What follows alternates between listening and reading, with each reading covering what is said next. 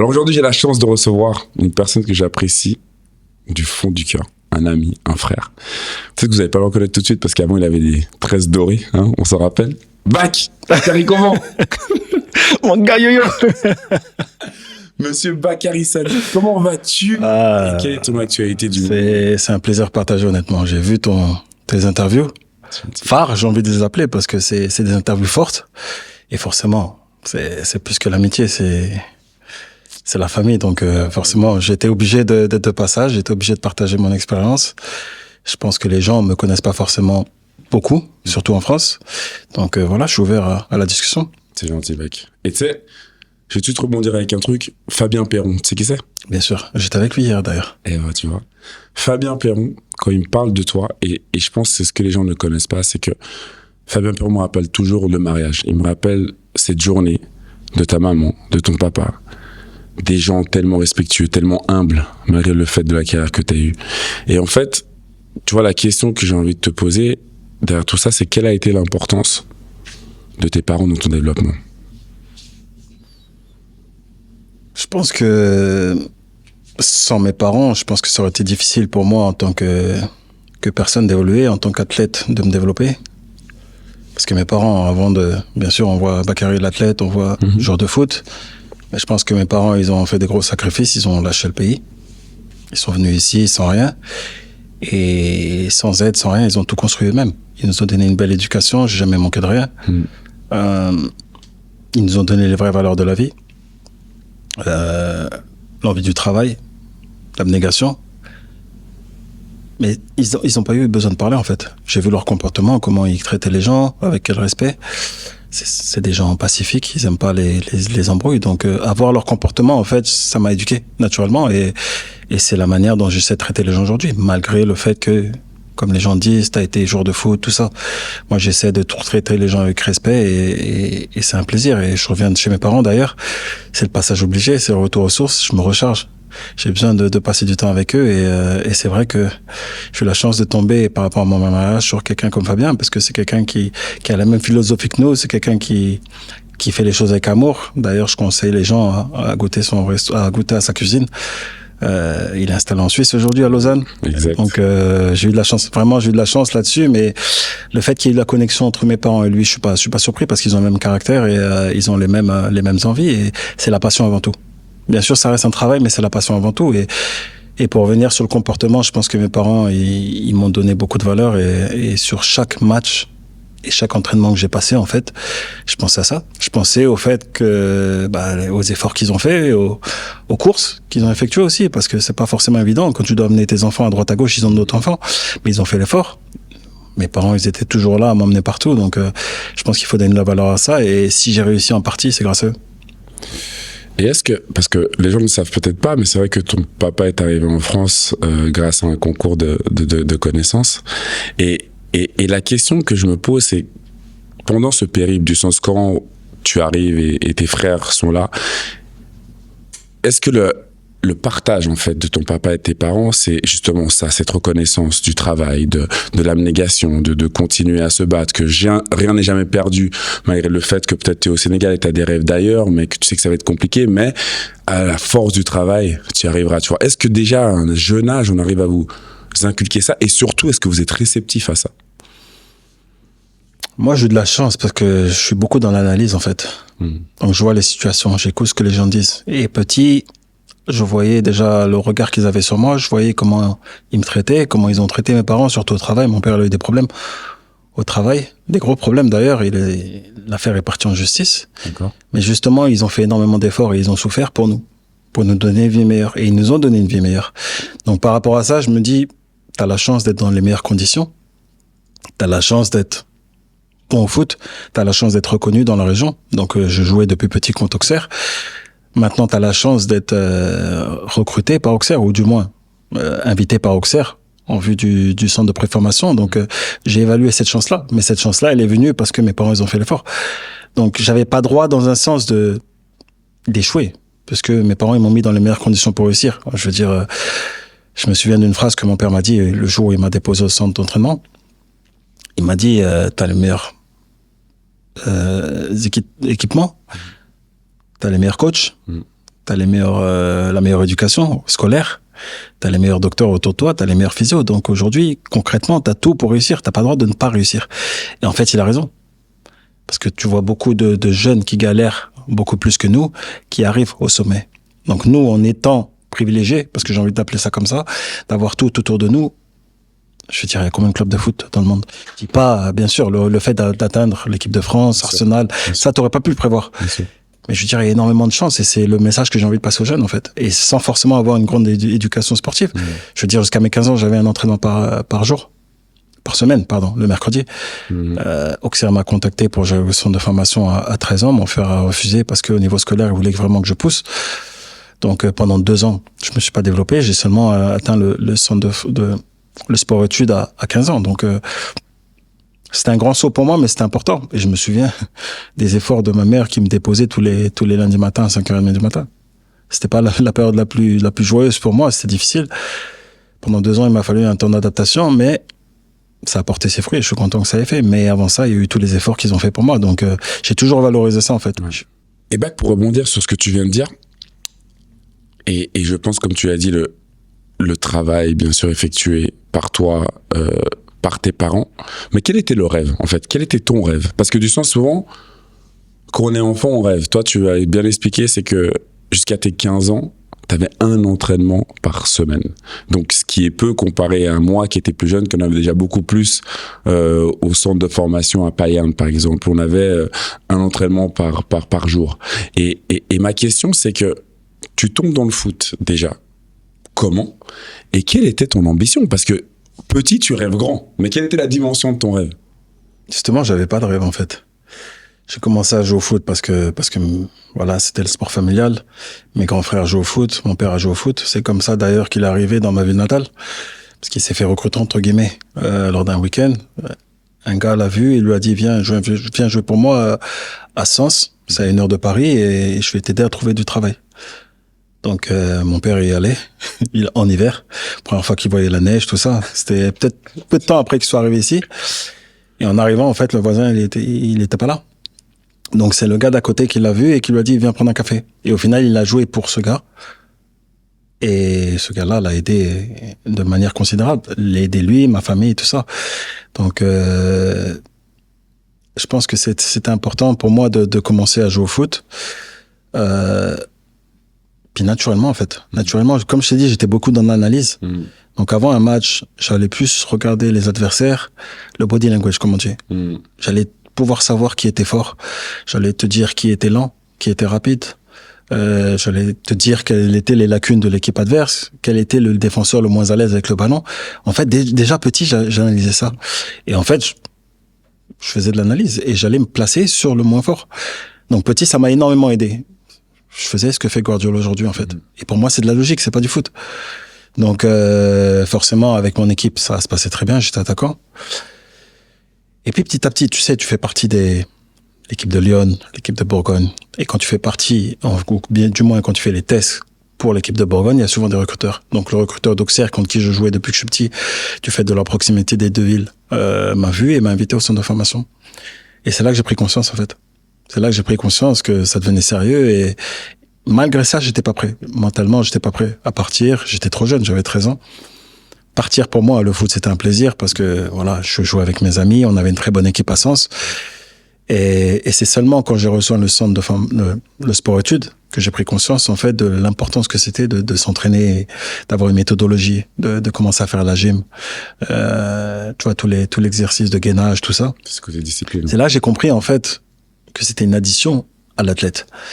Et en fait, le fait d'avoir été là-bas, mais de pouvoir suivre mon cursus scolaire normal, ça m'a énormément aidé parce que j'étais structuré. Et petit à petit, en fait, je me suis jamais pris la tête. Je me suis dit, bon, aujourd'hui, t'es au sport-études, essaie de t'adapter au niveau. Et après, on verra. Donc, je me suis adapté dans un premier temps. J'ai fait les championnats de France sport-études avec l'équipe, malgré mon jeune âge. J'étais le plus jeune de là-bas. Ensuite, j'ai décidé finalement de rester et de jouer pour Auxerre. D'accord. Parce que pendant 2 ans, en fait, j'étais là-bas toute la semaine et je rentrais tout le week-end. Donc, la 3e année, je suis resté là-bas en moins de 17 ans, première année. Et le premier week-end, je joue, match amical, c'était pendant la reprise. Je marque. Et le lendemain, les seniors DH, ils avaient besoin de certains joueurs pour aller sur le banc. Donc, j'ai été sélectionné, on est parti, on s'est posé sur le banc. Et j'ai joué un quart d'heure, j'ai marqué. Et en fait, cette année-là, j'ai évolué directement avec les seniors. Donc là, t'as des papas en face de toi. Physiquement, c'est un autre niveau. Ils viennent te détruire. Donc je pense que dans mon football, ça m'a aidé à penser différemment, à évoluer différemment, à voir avant aussi, parce que si tu contrôles, t'as de grandes chances d'être au sol. Donc je suis devenu le meilleur buteur de ça. Et petit à petit, j'ai atteint le niveau CFA2. C'est le niveau R2, National 2, je sais pas comment l'appeler aujourd'hui. Et puis je me suis dit, écoute, t'es là maintenant, ok, t'es sur le banc, mais sois le meilleur de cette équipe. Okay. Et puis je suis devenu parmi les joueurs les plus consistants de l'équipe. Ensuite, j'ai sauté avec la réserve des pros, à Auxerre, là où il y avait que des pros, donc j'étais entouré de pros. Ils avaient une discussion de pros, des achats qu'ils avaient faits, donc moi j'étais là, j'écoutais, en fait. Et pareil, je me suis dit, écoute, tu viens d'arriver ici, essaie de t'adapter à ce niveau-là, pense même pas être pro, je pensais pas à ça. Okay. Je me suis dit, essaie d'être un élément incontournable de cette équipe, d'être titulaire incontournable, et après tu verras. Et en fait, ça s'est passé, un match de réserve, j'ai terminé les 20 dernières minutes en tant que latéral, et là, pour moi, c'était, tu connais, c'était au courage. J'acceptais pas. Ouais, mais tu sais, c'est la personnalité qui a pris le dessus. Je me suis dit, on est en banlieue, te fais pas amuser par l'ailier parce que dans les tribunes, ils vont te chambrer. Et ça, j'ai jamais accepté. Pour moi, c'était un duel dans le duel. J'ai pas accepté la médiocrité, j'ai pas accepté d'être average, comme on dit. Et je pense que c'est pour ça, en fait, que j'ai voulu. Parce que j'ai jamais accepté de sortir d'un match et de pas être content de mon match. Même si l'équipe a gagné, personnellement, j'ai toujours cherché à être au max. Et je pense que ça m'a énormément aidé. Je me suis challengé. Mais tu vois, cette adaptation, en fait, comment tu l'expliques? Dans le sens où tu passes d'un football d'une fois par semaine, avec pas forcément d'exigence non plus, à arriver dans un centre de formation où justement il y a plus d'entraînement, il y a plus de demandes, il y a aussi maintenant le regard sur le résultat qui est important, et il y a ta prise de conscience de qui tu es et quel joueur tu veux devenir. C'est comment tu fais la balance en fait? C'est quoi qui fait que tout d'un coup c'est tes potes et je prends du plaisir avec mes potes, à tout d'un coup ah non mais attends, en fait c'est possible, je sens, je progresse et j'ai pas envie non plus qu'on se foute de ma gueule parce que justement, comme tu as dit, tu passes arrière droit alors que tu es attaquant de base. Je pense que c'est important de le préciser. Tu étais un attaquant de base. Donc la transition, moi j'étais milieu de terrain, j'ai dû reculer aussi. Comment en fait tu t'adaptes? Comment tu fais pour t'adapter à chaque fois à de nouvelles situations? Je pense que ma première année en sport-études a été importante. Comme je t'ai dit, j'étais le plus jeune du groupe. J'avais des joueurs nés en 82, donc ils avaient 1 an, 2 ans, voire 3 ans de plus que moi. Et physiquement, j'étais pas forcément développé. À 15 ans, je faisais 1m65. Et je me souviens, en fait, que les 4 premiers mois, je faisais tout l'entraînement. Et à la fin de chaque entraînement, tu sais, il y a des petits 5 contre 5, des petits tournois avec appui, tout ça. Le coach, il m'a mis sur le côté.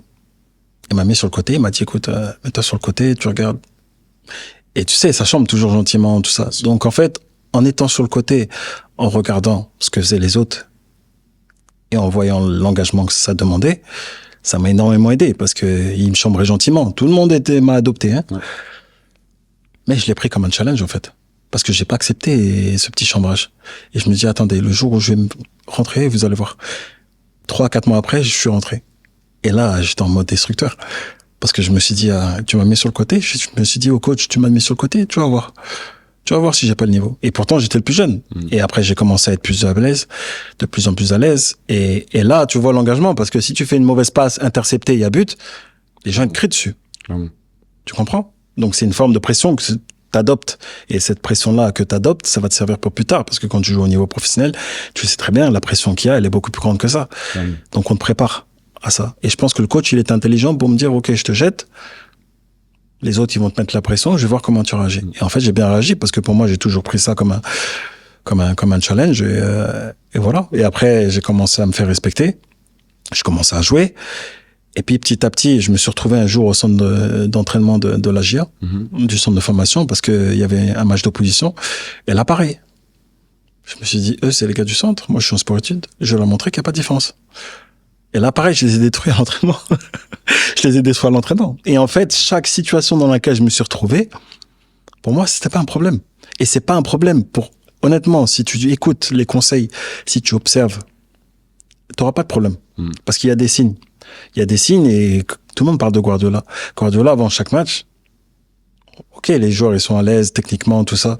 Mais avant chaque match, il a fait une analyse complète de l'équipe. il va avoir identifié l'élément faible, le chemin à emprunter pour aller au but, parce qu'il y a toujours des failles. Et en fait, mon jeu, c'était ça. Quand j'ai commencé pro, je me suis retrouvé sur le banc avec la première. J'ai eu la chance, une fois de plus, de regarder Johan Radet. Johan Radet, c'était la référence au niveau du poste latéral droit en France. C'était le meilleur latéral droit de France. Donc pendant un an, j'ai voyagé avec eux. Pendant un an, j'étais sur le banc, je suis même pas rentré une minute. Le lendemain, j'allais jouer avec la réserve. Mais c'est peut-être l'année la plus importante de ma vie. Parce que j'observais tous ces déplacements. C'est comme ça que j'ai appris le métier, en fait. Parce que quand je suis passé latéral droit en réserve, on m'a pas dit, écoute, le hors-jeu, ça se joue comme ça. Tu fais ci, tu fais ça. À toi-même, en fait. J'étais livré à moi-même. Et il y avait quelqu'un comme David Rocorbet qui me donnait des conseils aussi. Tu sais, quand c'est comme ça, il faut que tu serres. Donc j'écoutais les conseils. Et si tu écoutes le conseil du coach et que tu sais analyser de toi-même et que tu sais anticiper, parce qu'il y a des signes quand l'attaquant il va plonger, quand il y a des sauts physiologiquement parlant qui sont pas possibles. Tu sais à quel moment tu peux resserrer. C'est beaucoup d'analyse. Et cette analyse-là, j'essaierai aussi de la partager aux futurs joueurs de demain aussi. Et tu vois, ce qui est vachement intéressant, Bakaris, dans ce que tu dis, c'est qu'en fait, aujourd'hui, dans le monde du football aujourd'hui, toi, donc c'est-à-dire quand t'es à la GA sur le banc, t'as quoi, t'as 20 ans, 19 ans? 19, t'as 19 ans. Et tu me dis que c'est sûrement l'année la plus importante de ta vie. Ouais. Et souvent, aujourd'hui, avec les jeunes joueurs ou dans le monde d'aujourd'hui, il y a ce sentiment d'impatience. Tu sais que tout m'est dû, je dois jouer, je suis plus fort qu'un tel. Et je trouve tellement beau qu'avec du recul aujourd'hui, tu te dises que cette année-là, tu vois, où toi tu viens de loin bien sûr, mais t'aurais pu aussi prétendre à dire maintenant je suis là, j'aimerais jouer, que tu l'aies pris en fait comme une année d'apprentissage, tu vois, pour ne pas brûler les étapes, mais au contraire apprendre et répondre présent comme tu l'as fait quand t'as été appelé, tu vois. Et je trouve que ça c'est tellement un beau message parce que les gens aujourd'hui n'ont plus cette patience. Tu vois, les jeunes joueurs n'ont plus cette patience. Et c'est dommage. Et c'est surtout le problème du foot d'aujourd'hui, je pense que c'est le rêve des parents qui met la pression sur les enfants. Les enfants, en soi, ils peuvent patienter. Mais c'est le fait que les parents aimeraient voir leurs enfants comme ils voient Barcola aujourd'hui, comme ils ont vu Mbappé éclore. Ça, c'est des cas exceptionnels. Clairement. Ça veut pas dire que ton fils, il peut pas atteindre ce niveau-là, où il peut pas jouer, où il a pas le niveau. Mais il faut savoir patienter. Il faut savoir apprendre des meilleurs. Et moi, en l'occurrence, j'ai appris des meilleurs. J'ai appris de Johan Radet à l'époque.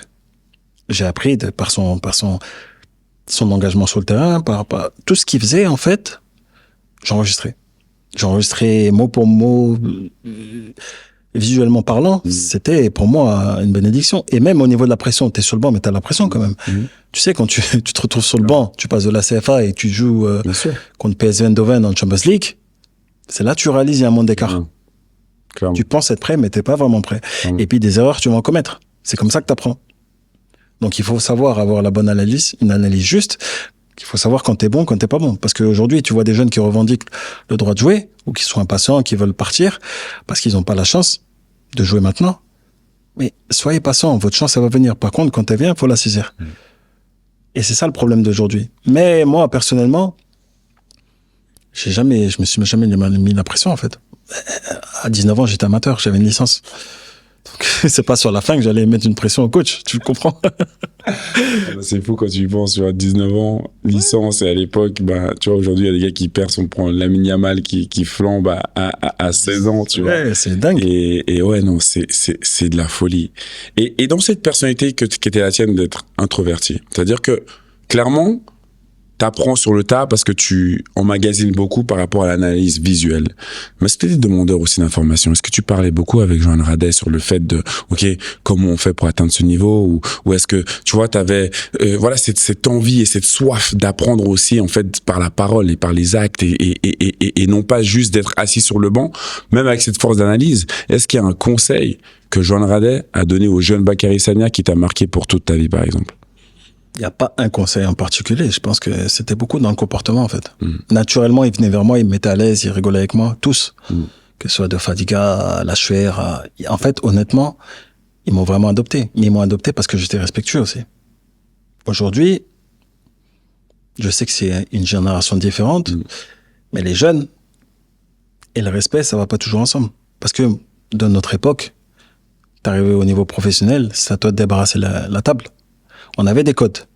Aujourd'hui, le fait qu'on starise un petit peu trop tôt, que les jeunes gagnent beaucoup d'argent à leur honneur, mais il faut faire attention, faut pas tout donner trop rapidement parce que ça peut être biaisé et le goût de l'effort et du travail peut être biaisé aussi parce que quand tu gagnes beaucoup d'argent d'un coup, que t'as pas forcément une institution financière pour t'aider à gérer tout ça, ça peut monter à la tête aussi. Mais c'est là où l'éducation rentre en jeu. C'est là où l'éducation de tes parents va beaucoup faire. Parce que si tes parents, ils t'ont bien éduqué et ils t'ont toujours rappelé que ce que tu as, déjà, c'est pas pour acquis. Et de deux, t'as énormément travaillé pour avoir ça.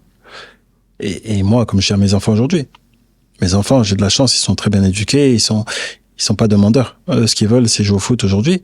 Mais je leur dis toujours, n'oubliez jamais, votre salaire, ou quand vous aurez un salaire, ça prend un mois pour arriver, 1 seconde pour partir.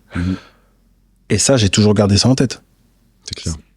Et quand tu as ça en tête, que tu as la chance de mettre un pied dans le monde professionnel, parce que même si tu signes professionnel, t'es pas professionnel en soi. C'est pas la fin, c'est le début de quelque chose. C'est pas parce que tu as signé professionnel que j'ai réalisé mon rêve, ou ça y est, j'ai réussi. T'as pas réussi. C'est là que ça commence, c'est là que tu vas être mis à l'épreuve. C'est là qu'on va évaluer ton niveau. Et puis quand tu arrives à jouer dans l'équipe première, il y a plus derrière. Il y a l'équipe de France. Il y a des petits challenges personnels, comme essayer d'être le meilleur droit au niveau national, au niveau européen, au niveau mondial. Donc c'est un challenge de tous les jours, en fait. Et tous les jours, tu as ça en tête. Parce que quand tu arrives au niveau, le tout, c'est pas de faire carrière, c'est d'y rester au niveau. Tu sais, il y a beaucoup de joueurs, et Arsène Wenger l'a déclaré, en fait, qui arrivent à faire carrière, mais pour rester au très haut niveau, c'est très, très, très difficile. C'est très, très, très difficile. Surtout dans les clubs à compétition. Je veux dire, tous les ans, c'est, OK, on recrute qui à ta place?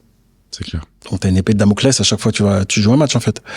Et en fait, de pouvoir tout combiner et pouvoir prendre ça comme un jeu, parce que ça reste un jeu, je pense que c'est la chose la plus difficile à faire. Parce que, tu connais, quand tu fais un match que t'as pas forcément bien joué, le match d'après, t'as intérêt à être bon. Parce que les clubs comme Arsenal, ils ont pas le temps. Les clubs comme City, ils ont pas le temps. Si t'es pas bon 1 fois, 2 fois, 3 fois, t'es sur le banc et tu peux savoir que soit t'es sur les listes de transferts ou soit ils ont quelqu'un en tête pour te remplacer. Donc, je pense qu'il faut savoir être juste, avoir une autocritique. Et il faut pas avoir peur de demander et de prendre des conseils. La critique est bonne. Quand elle est constructive, elle est bonne. C'est clair. Bah, qu'il y a un truc, quand on parle de la GOCR, moi, il y a toujours une question qui me vient en tête, surtout, est-ce que l'influence d'Ibril Cissé et Olivier Capot a eu un impact sur ta coiffure?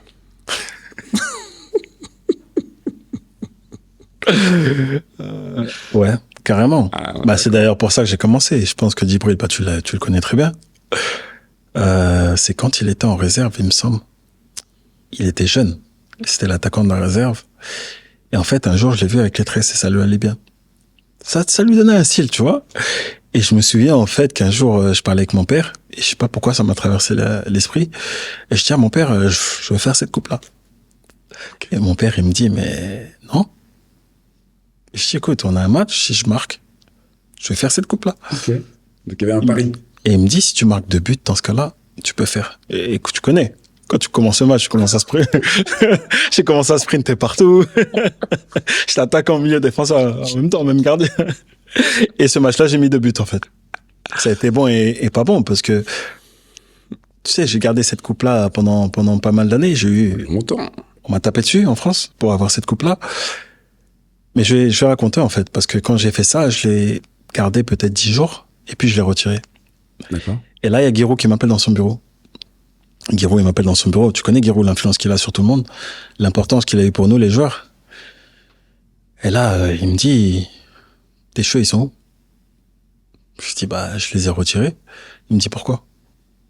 Je dis, c'était momentané, c'était périodique, c'était pas pour garder ça. Il m'a dit, écoute-moi, ça, c'est un trait de marque, c'est ton image. T'as commencé comme ça, les gens te connaissent comme ça, t'as eu un impact comme ça. Donc maintenant, je te conseille vivement de le remettre. C'est toi, ça te définit. Et là, j'ai réfléchi, je me dis, bon, il sait de quoi il parle. C'est Giroud. Et en fait, je les ai refaits. Et une fois que t'es entré dans ça, en fait, tu peux plus retirer parce que c'est comme ça que les gens te connaissent. Donc, en fait, tu fais. Et sans t'en rendre compte, j'ai gardé ça toute ma carrière, en fait. Mais à la base, c'était une histoire de 2 semaines. Et le fait d'avoir eu le soutien, je pense, et le conseil de Giroud de garder ces tresses-là, je pense que ça m'a défini aussi. Mais ça m'a desservi à un certain moment.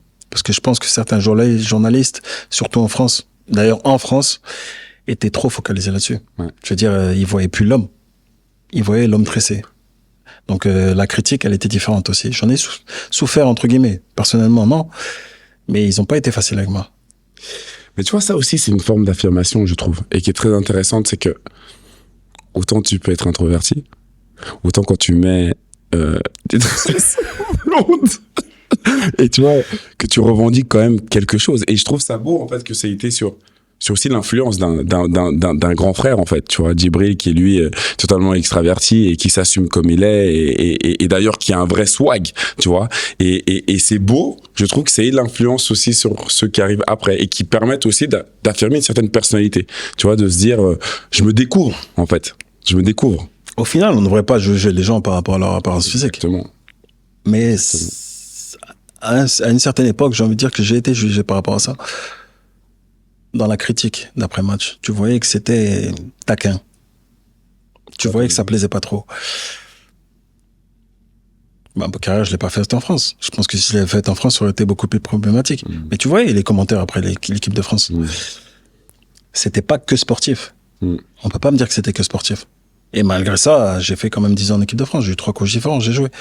Mais c'était toujours négatif. Il y avait toujours un petit commentaire un petit peu méchant. Ça n'a jamais été positif. Et je me souviens pas d'un commentaire positif d'après-match. Tu sais, il y a toujours les notes, il y a toujours les évaluations. Il y avait toujours un commentaire, un petit truc. Il y avait toujours un grain de sable. Et tu représentes ton pays. T'es censé venir avec fierté. Il y a une période, je voulais pas venir en équipe de France. Parce que il y avait ce nuage. Tu vois, c'était toujours négatif. Je voyais le tort que ça causait à ma famille aussi. Tu vois? Ouais, clairement. Donc, Clairement. après, ça passe parce que tu apprends à gérer, à gérer tes émotions différemment. Mais ça, il y a une période, c'était, Okay. ouais. J'ai failli intervenir. D'ailleurs, j'ai failli me mettre en avant et leur dire, c'est quoi votre problème? Tu vois? Si tu parles aux journalistes, ils vont te dire non, mais non. Bien Si sûr. tu reprends les commentaires d'après-match, tu verras qu'il y a un problème. Et c'est quoi, je pense que c'est une bonne passe que tu me fais parce que j'ai envie de prendre le positif d'abord. Parce que, et on y reviendra à l'équipe de France, mais il y a d'abord, en fait, le grand saut. Le grand saut de sens, du sport-études, du centre de formation, de tes débuts à Auxerre. Et il y a Arsenal, en fait. Tu vois? C'est quelque chose, hein. En fait, tu vois, quand je me pose même la question en ce moment, je me dis, purée, autant moi dans ma situation aussi c'était assez ouf, mais quand je pense que toi t'arrives si tardivement dans le monde professionnel, que c'est pas que tu fais 2-3 ans à Auxerre, tu vois, c'est même pas ça, c'est qu'en fait la transition elle est radicale. C'est-à-dire comment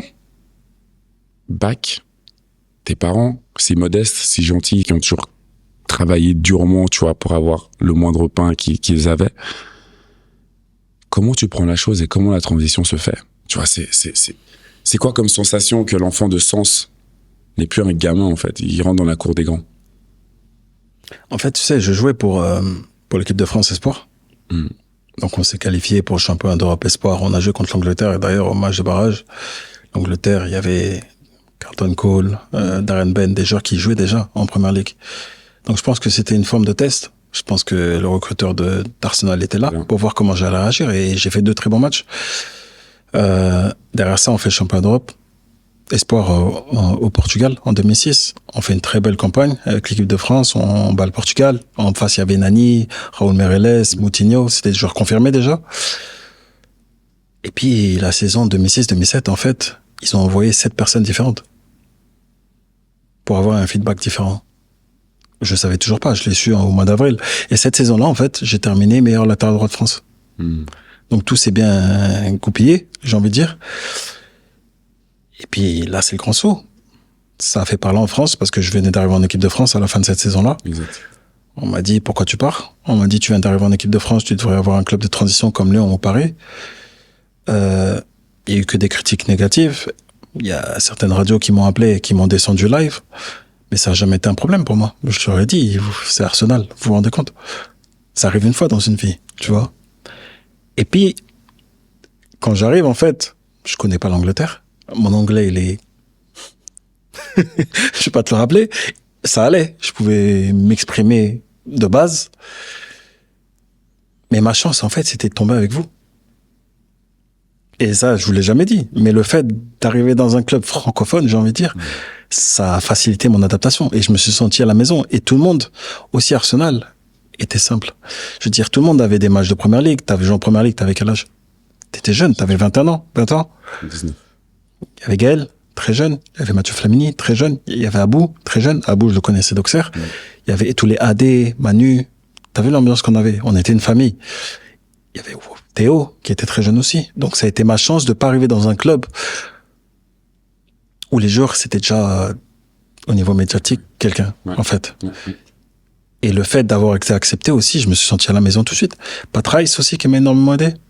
Je pense qu'il a joué un énorme rôle dans ma carrière. Je le remercie. Parce que chaque match, en fait, il venait, il me motivait. Il essayait de me taquiner, il essayait de me mettre à l'aise. C'était mon pote, en fait. Aussi, hein. Voilà. Et en fait, il se voyait en moi. Et à chaque match, il venait vers moi et me motivait. Hey, aujourd'hui tu le manges, hein. Hey, aujourd'hui ci, aujourd'hui ça. Tu vois, que ce soit positif ou négatif. Il y a une période où même il pensait que j'étais moins agressif. Il est venu me trouver. Il m'a dit, tu fais quoi? Pourquoi t'es passif? Il a dit, hey, remets-toi au boulot. Avant, quand t'étais en face des mecs, t'étais agressif, tu défendais en avançant. Et moi, ouais, mais je défends à 2 contre 1. Non. Occupe-toi de toi et toi, ton comportement sur le terrain. Et tu vois, d'avoir quelqu'un comme ça, un mentor qui vient, qui te rappelle les choses. Parce que parfois, tu joues, tu te rends pas compte des choses. C'est les gens qui sont autour qui voient ton comportement, comment tu joues, si t'es bon, si t'es pas bon, ton engagement que t'as dans les duels, tout ça. Donc, je pense que j'ai toujours bien été entouré. Et le fait d'être entouré de joueurs comme vous, que j'appelle mes frères, Arsène Wenger, je dirais, t'es mieux placé que moi. T'as passé plus d'années avec lui que j'en ai passé. Je pense que c'est le coach parfait que tu veux pour commencer ta carrière. Parce que tu l'as vu, tu l'as bien vécu. Combien de fois on était dans des situations précaires, j'ai envie de dire, et qu'on s'est sorti de situation parce que il a les bons mots à la mi-temps. Parce qu'il est toujours positif. Surtout la première année où je suis arrivé. On était tout en mené. On premier match de championnat, on joue contre Fulham, on est mené. Deuxième match, on va à Aston Villa, je crois. On est mené. On arrive à gagner le match. Donc en fait, tous les matchs qui sont enchaînés, on arrive à faire une très belle saison, cette année-là. Parce que tout le monde découvre un petit peu. Tout le monde est vraiment lancé cette année-là et je pense que je suis arrivé de la bonne saison, en fait, à Arsenal. Et quel a été, tu vois, quand on parle de Wenger comme il est légendaire, hein, c'est-à-dire qu'il a un impact sur nous, des jeunes hommes, j'ai envie de dire, qui a été tellement importante sur la suite de nos carrières, mais quels a été ses premiers mots pour toi? Tu vois, du moment où tu arrives, ou la première prise de contact, quels a été ces mots pour te convaincre de rejoindre Arsenal, en enlevant tout le fait de Thierry Henry, de Robert Pires, de la connexion Frenchy, mais quel a été l'impact en fait d'Arsène Wenger dans ta décision de rejoindre Arsenal? En fait, j'ai senti l'amour qu'il avait pour les joueurs. J'ai senti l'amour qu'il avait déjà pour moi, en fait. La manière dont il me parlait, il était calme. Il m'a vraiment montré le désir de me faire signer, en fait.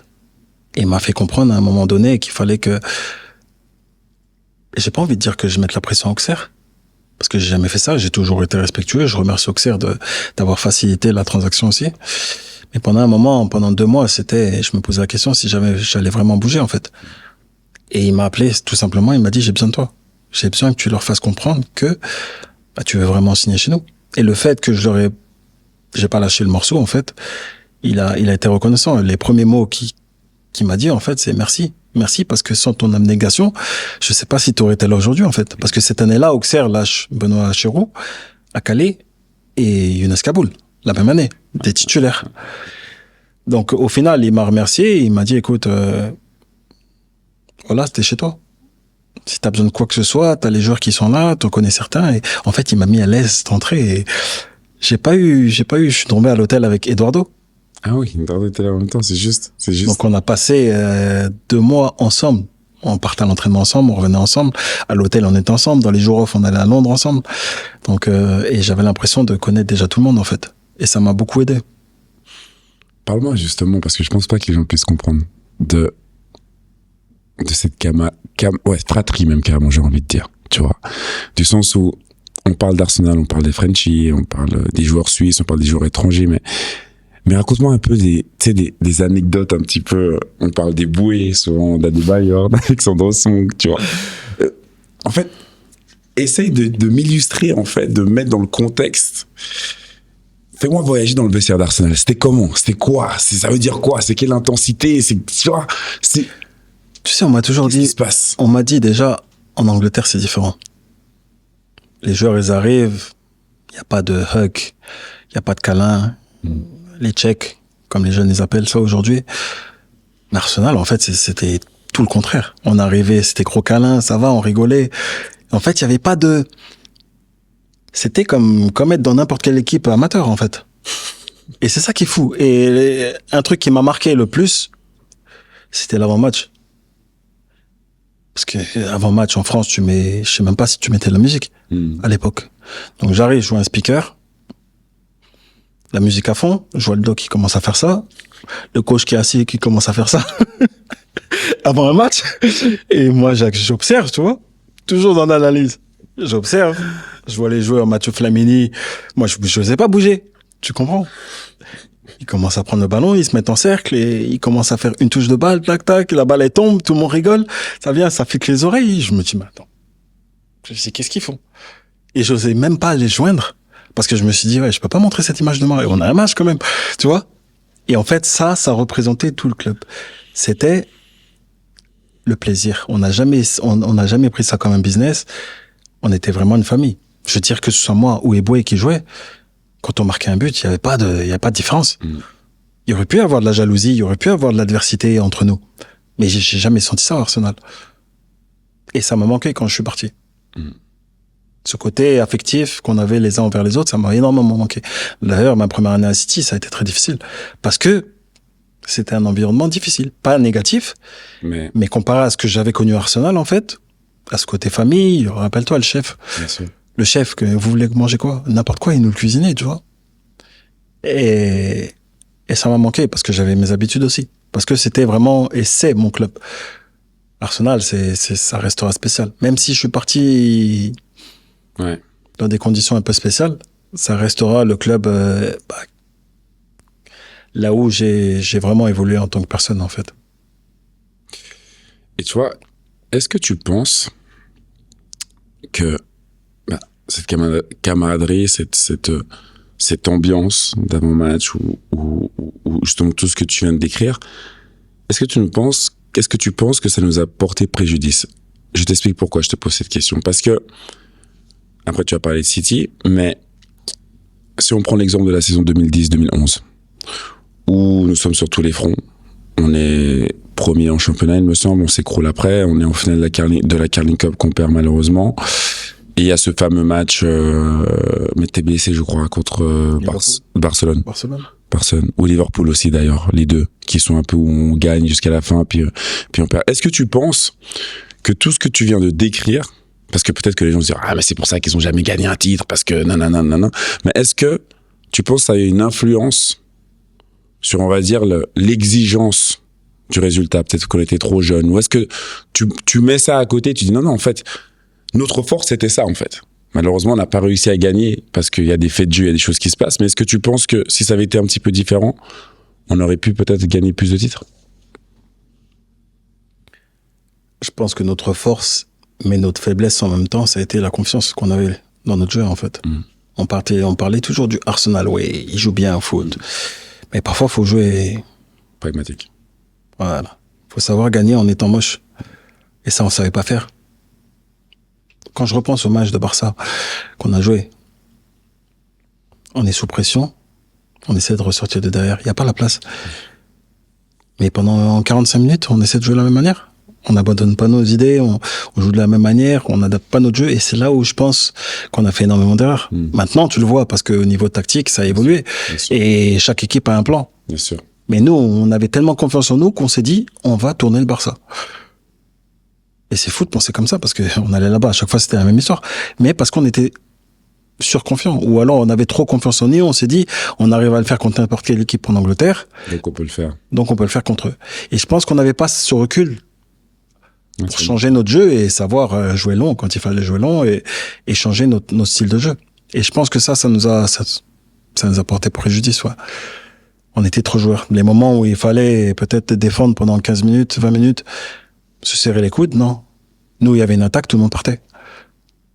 En fait, tactiquement, on n'avait pas ce recul-là de dire, OK, on gagne, quoi qu'il en soit, on défend. Même s'il faut juste défendre, on va défendre.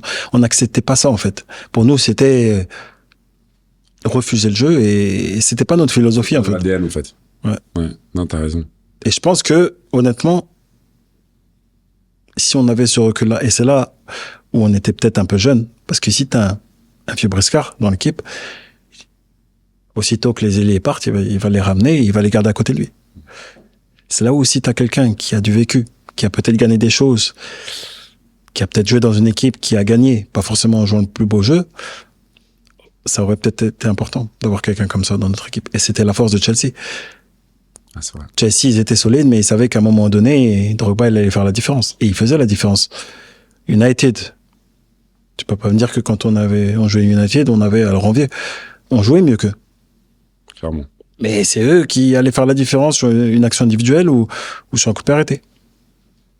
Ouais, clairement. Donc eux, ils avaient le recul qu'on n'avait pas, en fait. Et je pense que c'est surtout ça qui nous a porté préjudice. Il manque d'expérience. Ouais.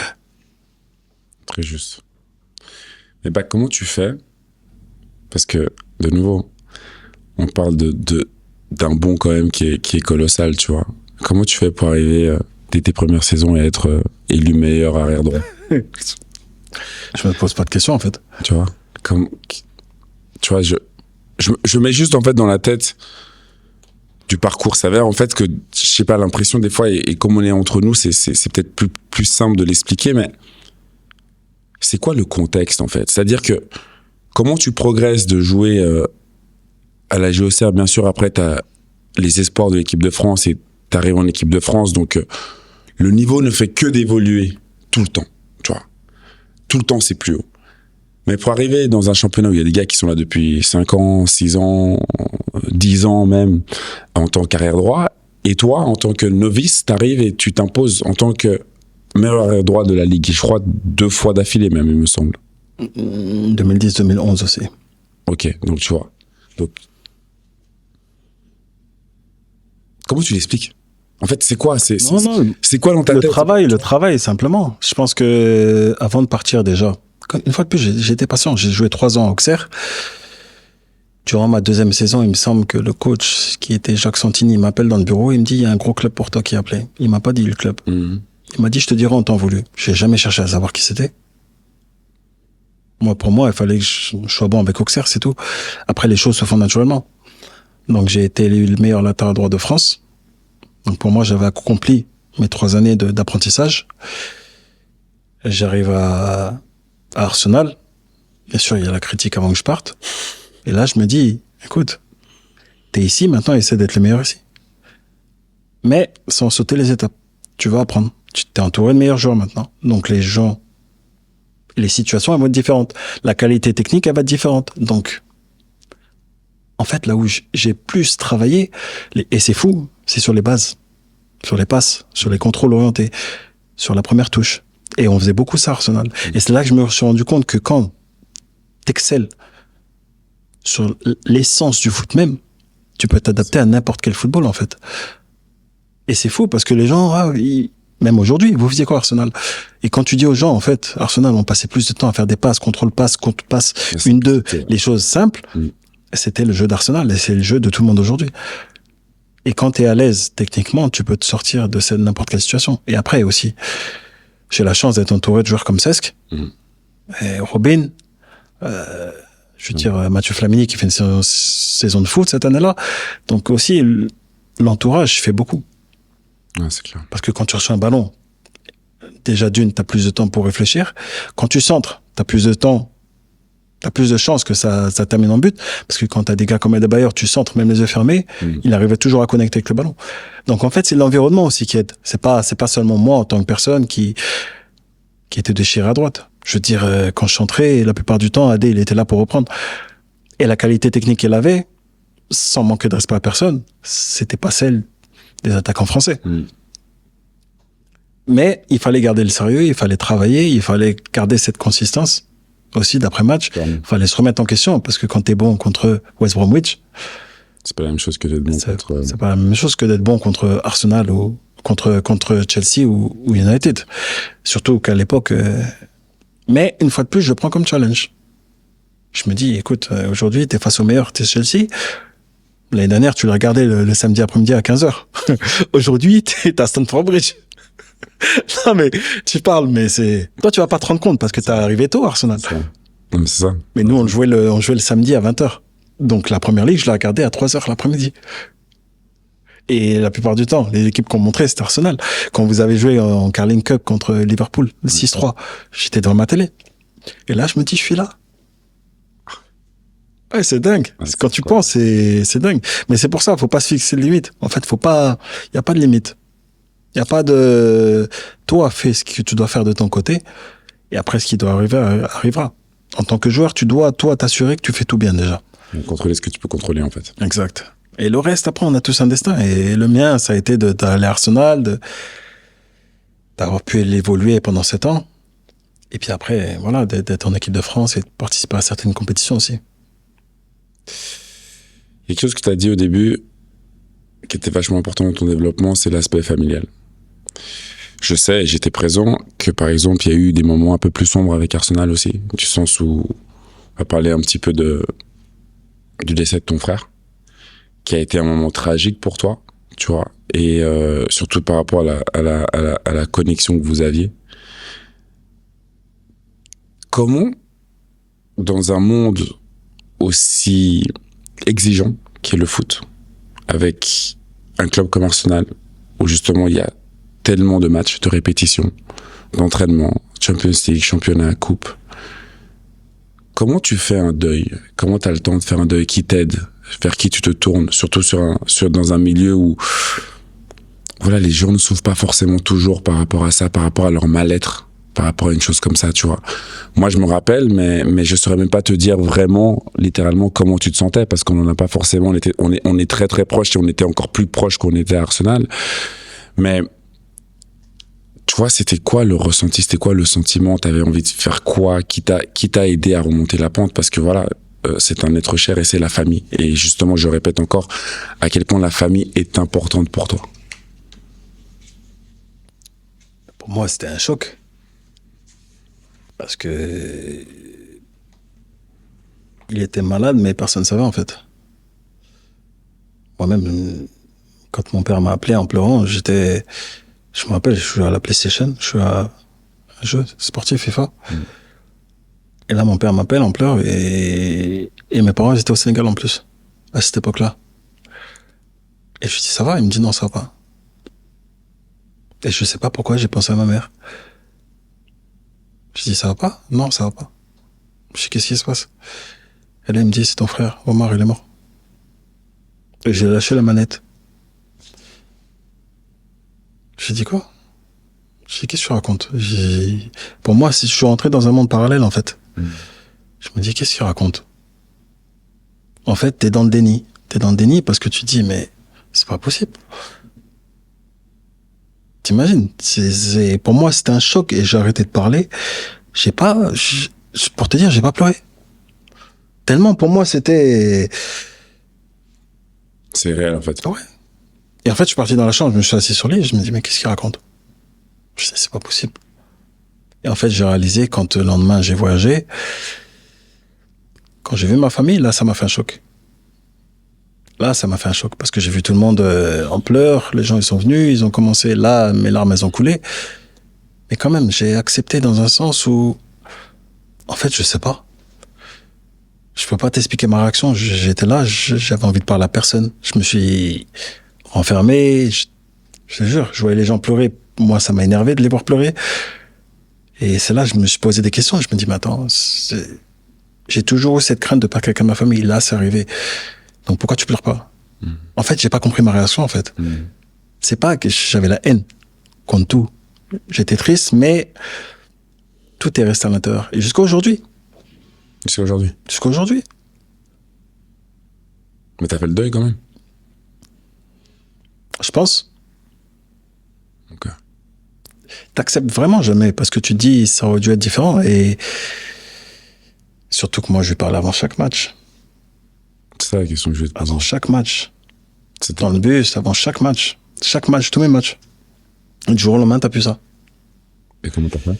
C'était quoi? Et je me souviens d'un tonton à moi, en fait, qui m'a pris à part et qui m'a dit, écoute, tes parents, ils sont fatigués. Parce qu'il y a beaucoup de jalousie. Toi, tu le vois pas, mais il y a beaucoup de jalousie autour d'eux. Il dit, si toi, tu vas, tout ira bien. En fait, il m'a mis les responsabilités sur le dos, en fait. Et j'avais 24 ans.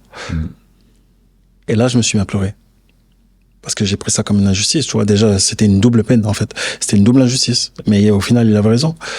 Parce qu'au final, mon père m'a parlé, j'ai parlé au coach, qui m'a fait beaucoup de bien. Il m'a dit, écoute, on est là pour te supporter. Il m'a donné l'exemple de Lilian Thuram, qui a continué à jouer. Et quand tu vois la force de caractère de Lilian Thuram aussi, ça m'a... Je me dis, attends, lui, il est fort comme ça. Il arrive à sourire, il arrive à être comme ça. Donc forcément, aujourd'hui, je suis là. Mais il va y avoir une meilleure période. Et la semaine d'après, il y avait Ligue des Champions contre Milan AC. Donc le coach m'a dit, écoute, c'est comme tu veux. Je te mets pas de pression. Il y en a qui jouent, il y en a qui jouent pas. Ça, c'est personnel. Donc ensuite de ça, je vais pas au funérailles. Parce que c'était en Afrique. Et mon père m'a conseillé pour mon bien-être, de rester en dehors de tout ça, du fait de qui je représentais, en fait. Ça fait que je suis rentré à Londres. Et aujourd'hui, malgré ça, aujourd'hui, là, je te parle, j'ai sourire parce que pour moi, c'est une bénédiction d'avoir pu connaître et d'avoir une famille. Il y a des gens qui sont dans une situation beaucoup plus délicate, mais sur le moment, en fait, j'ai pas réalisé. Et après, je rentre, je joue la Ligue des Champions, je pense que ça m'a fait du bien de repartir dans ma famille. Ça m'a fait du bien parce que quand t'as Eboué qui vient s'asseoir à côté de toi, qui te met une claque et qui te dit, hey, ça, c'est notre quotidien de tous les jours. Ça, c'est notre vie en Afrique. Ouais, Au final, t'es là et il te fait rire, en fait. En fait, dans ton malheur, t'es entouré de frères et sœurs. Parce que c'est tout le monde au club qui m'a accueilli et qui a été patient avec moi, qui a été compréhensif. Ma deuxième saison à Arsenal, je pense que c'est là où ça m'a vraiment frappé. Parce que je faisais des trucs, je te dis, pour contrôler un ballon, c'était compliqué. Hein. J'en ai jamais vraiment parlé. J'en ai parlé après, par la suite. Je me rendais à l'entraînement. On habitait pas si loin de là. Bah oui. Loin de ça, mais j'allais à l'entraînement. En fait, j'empruntais un chemin. J'arrivais devant son entraînement. Je me rappelais plus par où j'étais passé. Contrôler un ballon, ça devenait tellement difficile. Alors que tu sais, la balle, elle arrive. Pour contrôler un ballon, c'était difficile. C'était plus. J'étais obligé de me concentrer. Et en fait, c'est le team. Tim, ouais. Et qui est venu me voir un jour. Il a frappé dans ma chambre. Tim, j'explique aux gens, c'est le psychologue de l'équipe. Il est venu dans ma chambre. Je ouvre, je le vois en face de moi. Je savais pourquoi il était là, tu vois. Je dis, oh Tim, rentre. C'est moi qui joue au psychologue avec lui. J'ai inversé la tendance. Et là, je te parle de ça, c'était peut-être 1 an après. Hein. Ouais. Mais attends, avant ça, j'ai fait des erreurs. Ma deuxième saison, je pense que j'ai déçu beaucoup de personnes. Parce que j'ai fait pas mal d'erreurs. Pendant un moment, j'étais sur le banc et Eboué jouait. Mais c'est là où je remercierai jamais assez le coach parce qu'il m'a supporté.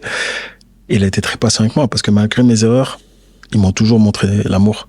Les joueurs, ils étaient toujours là autour de moi. Gaël, je me souviens qu'il y avait toute sa famille. C'était une période où il y avait toute la famille. La période après Noël, il m'emmenait, je passe au spectacle, toi, avec qui j'étais proche. Donc, sans vous en rendre compte, en fait, vous avez été d'un soutien exceptionnel. Tu vois, moi, je suis trop réservé pour le dire. Ouais. Mais je pense que c'est important d'être entouré de ça. Et je pense que grâce à ça, t'arrives à remonter la pente petit à petit. Si t'es dans un club où t'es esselé, là, c'est le problème. Ouais, c'est plus compliqué. Et c'était pas mon cas, Arsenal. Ça a jamais été le cas. Je veux dire, t'arrivais de la secrétaire au chef, au service de nettoyage. Je sais plus, il y avait une Colombienne qui était... Je veux dire... c'était exceptionnel. Non, le cadre. Et en fait, c'était ma maison. Je me sentais bien en France. Par contre, en Angleterre. Par contre, quand je rentrais, j'avais un malaise. Quand j'allais en équipe de France, parce qu'à cette époque-là, je me fais découper de tous les sens, c'était compliqué. Venir en équipe de France, c'était vraiment, pour moi, c'était compliqué. Les 10 jours que je passais en équipe de France, c'était très, très compliqué. Parce que les journalistes, à cette époque-là, ils me coupent. Donc, je continue à jouer. Ils me découpent. Je vois le tort que ça a créé à ma famille. Je vois comment ça leur fait mal. J'ai joué en équipe de France à reculons, hein, à l'époque. Wow. Le contexte n'était pas forcément le meilleur. Après, il y a tout ce qui est qualification contre l'Irlande, le contexte de l'Afrique du Sud, on reste dans le bus, tout ça. Pendant une période, c'était compliqué. J'avais pas de plaisir, en fait. Jeune en France, à reculons, j'avais pas de plaisir à porter le maillot de l'équipe de France. Mais, tu vois, avant d'arriver à ça, est-ce que c'était un but d'arriver en équipe de France? Bien sûr. Bien sûr, il y a l'espoir, donc c'est-à-dire que la prochaine étape, c'est bien sûr de représenter le maillot, le maillot d'équipe première. C'était quand même un objectif. Ouais, et tu dis que tu n'as pas de plaisir. Mais ça, c'est tout de suite? Est-ce que c'est vraiment radical à ce point du moment où... Parce que t'es exceptionnel en Angleterre. Tu vois, genre. Et en plus, t'es reconnu par tes pairs. C'est-à-dire qu'il y a un respect en Angleterre qui est directement arrivé. Bakary Sene est arrivé, il a donné le ton en Angleterre. Par contre, c'est pas le même son de cloche en France. En France, c'est très compliqué à l'époque. Je suis meilleur latéral droit, j'arrive sur mon dernier match, en fait, la sélection, ma première sélection, c'est fou parce que c'est à Auxerre. Donc j'ai la chance de jouer devant ma famille, je joue pas, mais quand même, ma première sélection, elle est dans mon stade. C'est clair. Puis après, je pars en Angleterre, ça se passe très très bien. Et je rentre en France, ça se passe très très mal. Comment? Tous les matchs, je les vis en tribune. Donc je suis meilleur latéral droit et je suis même pas sur le banc. Mais j'accepte. Parce que ça n'a jamais été mon tempérament d'être énervé d'une. Je me suis dit, écoute, continue à être bon, ta chance, elle va venir. Et là, ma chance, elle vient pas. Tous les matchs, je les passe en tribune. Parce qu'on était 23 à l'époque, il y avait 18 sur le banc, 5 qui allaient en tribune. Donc tous les matchs, j'arrivais devant le bus, tu es en tribune. C'est comme ça qu'on me le disait, en fait. Et à côté de ça, ça se passe très bien là-bas, et t'es là, mais quand tu joues, malgré ça, les journalistes, ils font des émissions spéciales, ils parlent de moi.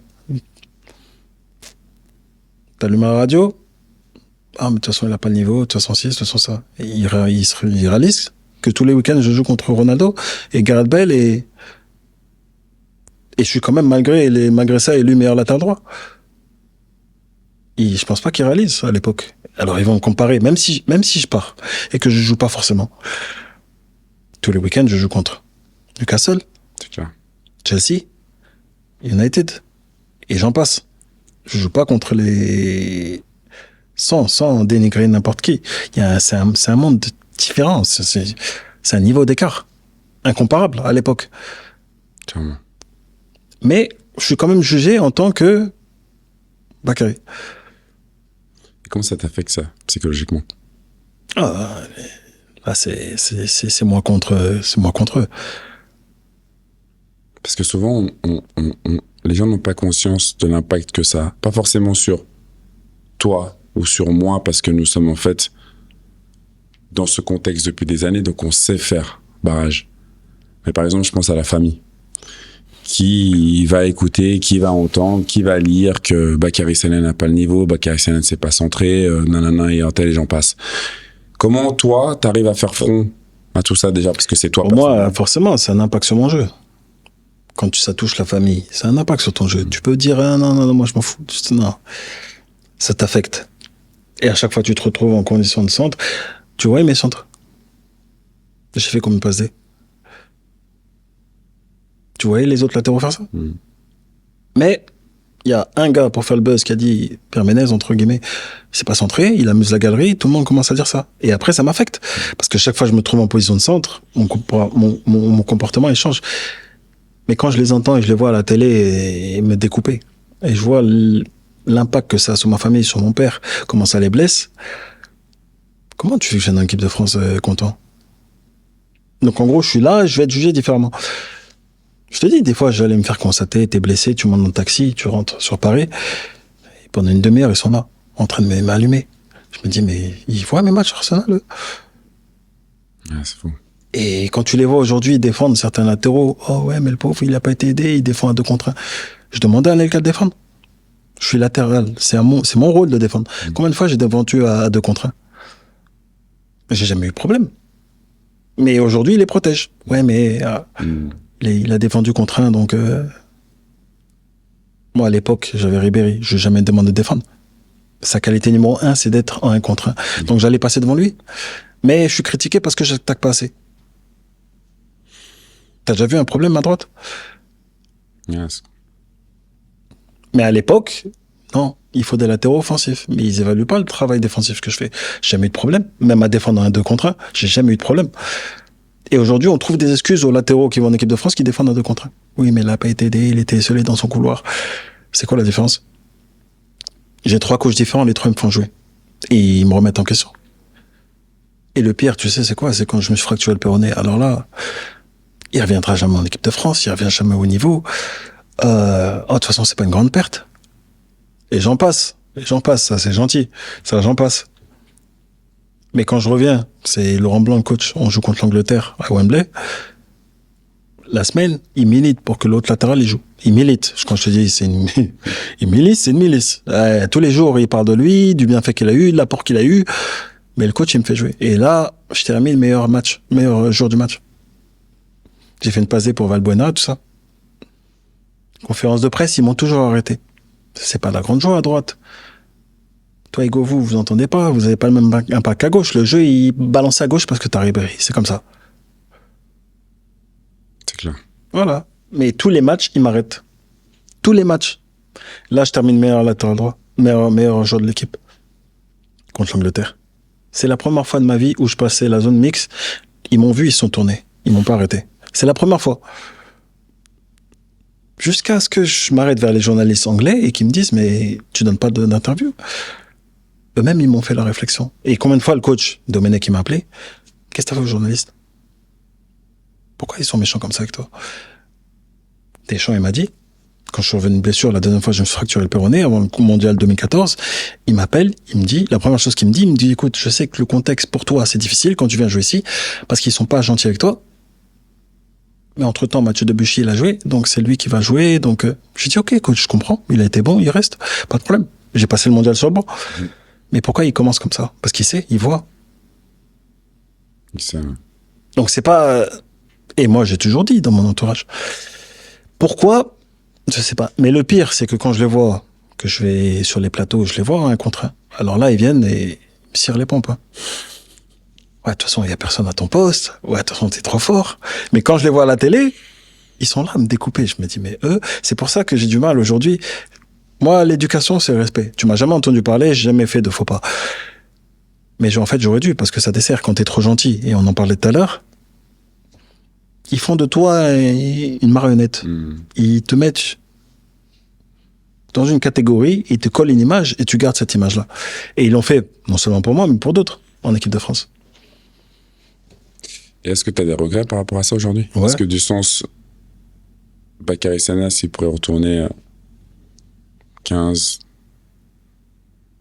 ans en arrière, 20 ans? Ouais, je serais intervenu au niveau de la presse. Tu serais, Je me serais affirmé. Ouais. Tu serais affirmé? Ouais. Parce que la presse, c'est l'opinion publique. Donc, ce qu'ils vont dire, ça va être lu par des millions de personnes. Les gens n'ont même pas vu le match, ils vont voir une note dans l'équipe. 3. Ils vont penser que tu as été nul, mais ils n'ont pas vu le match. Donc, tout ce qui court derrière, ça va engendrer beaucoup de choses. L'image qu'ils vont donner, ça va engendrer beaucoup de choses. Et je te dis ça pourquoi? Parce que quand je suis parti de City, en 2017, je suis parti libre. Il y a combien de clubs en France à cette époque-là, dans la Ligue 1? Il y en a beaucoup. 18, 20? J'ai 0 offre d'un club français. Donc, je suis potentiellement toujours en équipe de France. Je pars libre de City. J'ai aucune offre d'un club français. Il y a quand même 20 clubs en France. Il n'y a aucun club français qui s'intéresse à moi. En tant que joueur libre. Alors que je suis toujours au port de l'équipe de France. C'est fou quand même. Mais ça vient d'où? Et je suis persuadé que si j'avais mis des haltes avant, l'image que les Français auraient eu de moi aurait été totalement différente. Je veux dire, aujourd'hui, je suis respecté dans le monde entier. Je suis reconnu dans le monde entier. Les gens, quand ils me voient aujourd'hui, c'est toujours des éloges, c'est toujours si. En France, ouais, de toute façon, ils ne savaient pas centrer. C'est fou quand même. Il n'y a que en France. Dans le monde entier, je suis respecté. Il n'y a que en France. Et c'est paradoxal. Je suis français. J'ai la chance d'avoir deux cultures. C'est magnifique. Exact. J'ai joué pour l'équipe de France. J'ai joué pour mon équipe nationale. Ça veut pas dire que j'étais pas 100% sur le terrain. Mais quand tu viens et tu commences le match comme ça, c'est différent. Ce que tu vas donner, ça va être différent. Quand on va te mettre dans les meilleures conditions, c'est différent. T'as déjà vu un reportage sur moi? En France? Non. Pourquoi? Bonne question, mais est-ce que tu es ouvert au reportage, toi? J'ai toujours été ouvert à tout. Ok. Aujourd'hui, quand il y a un latéral qui va en équipe de France, ils font pas interviewer son premier coach, sa famille, ils vont faire parler de lui. Tu le vois. Tu vois pas des latéraux appelés sur le plateau de téléfoot. Alors qu'ils ont rien fait, ils ont même pas 10 sélections. C'était un peu comme... Quand tu regardes aujourd'hui, il y a des reportages, focus sur...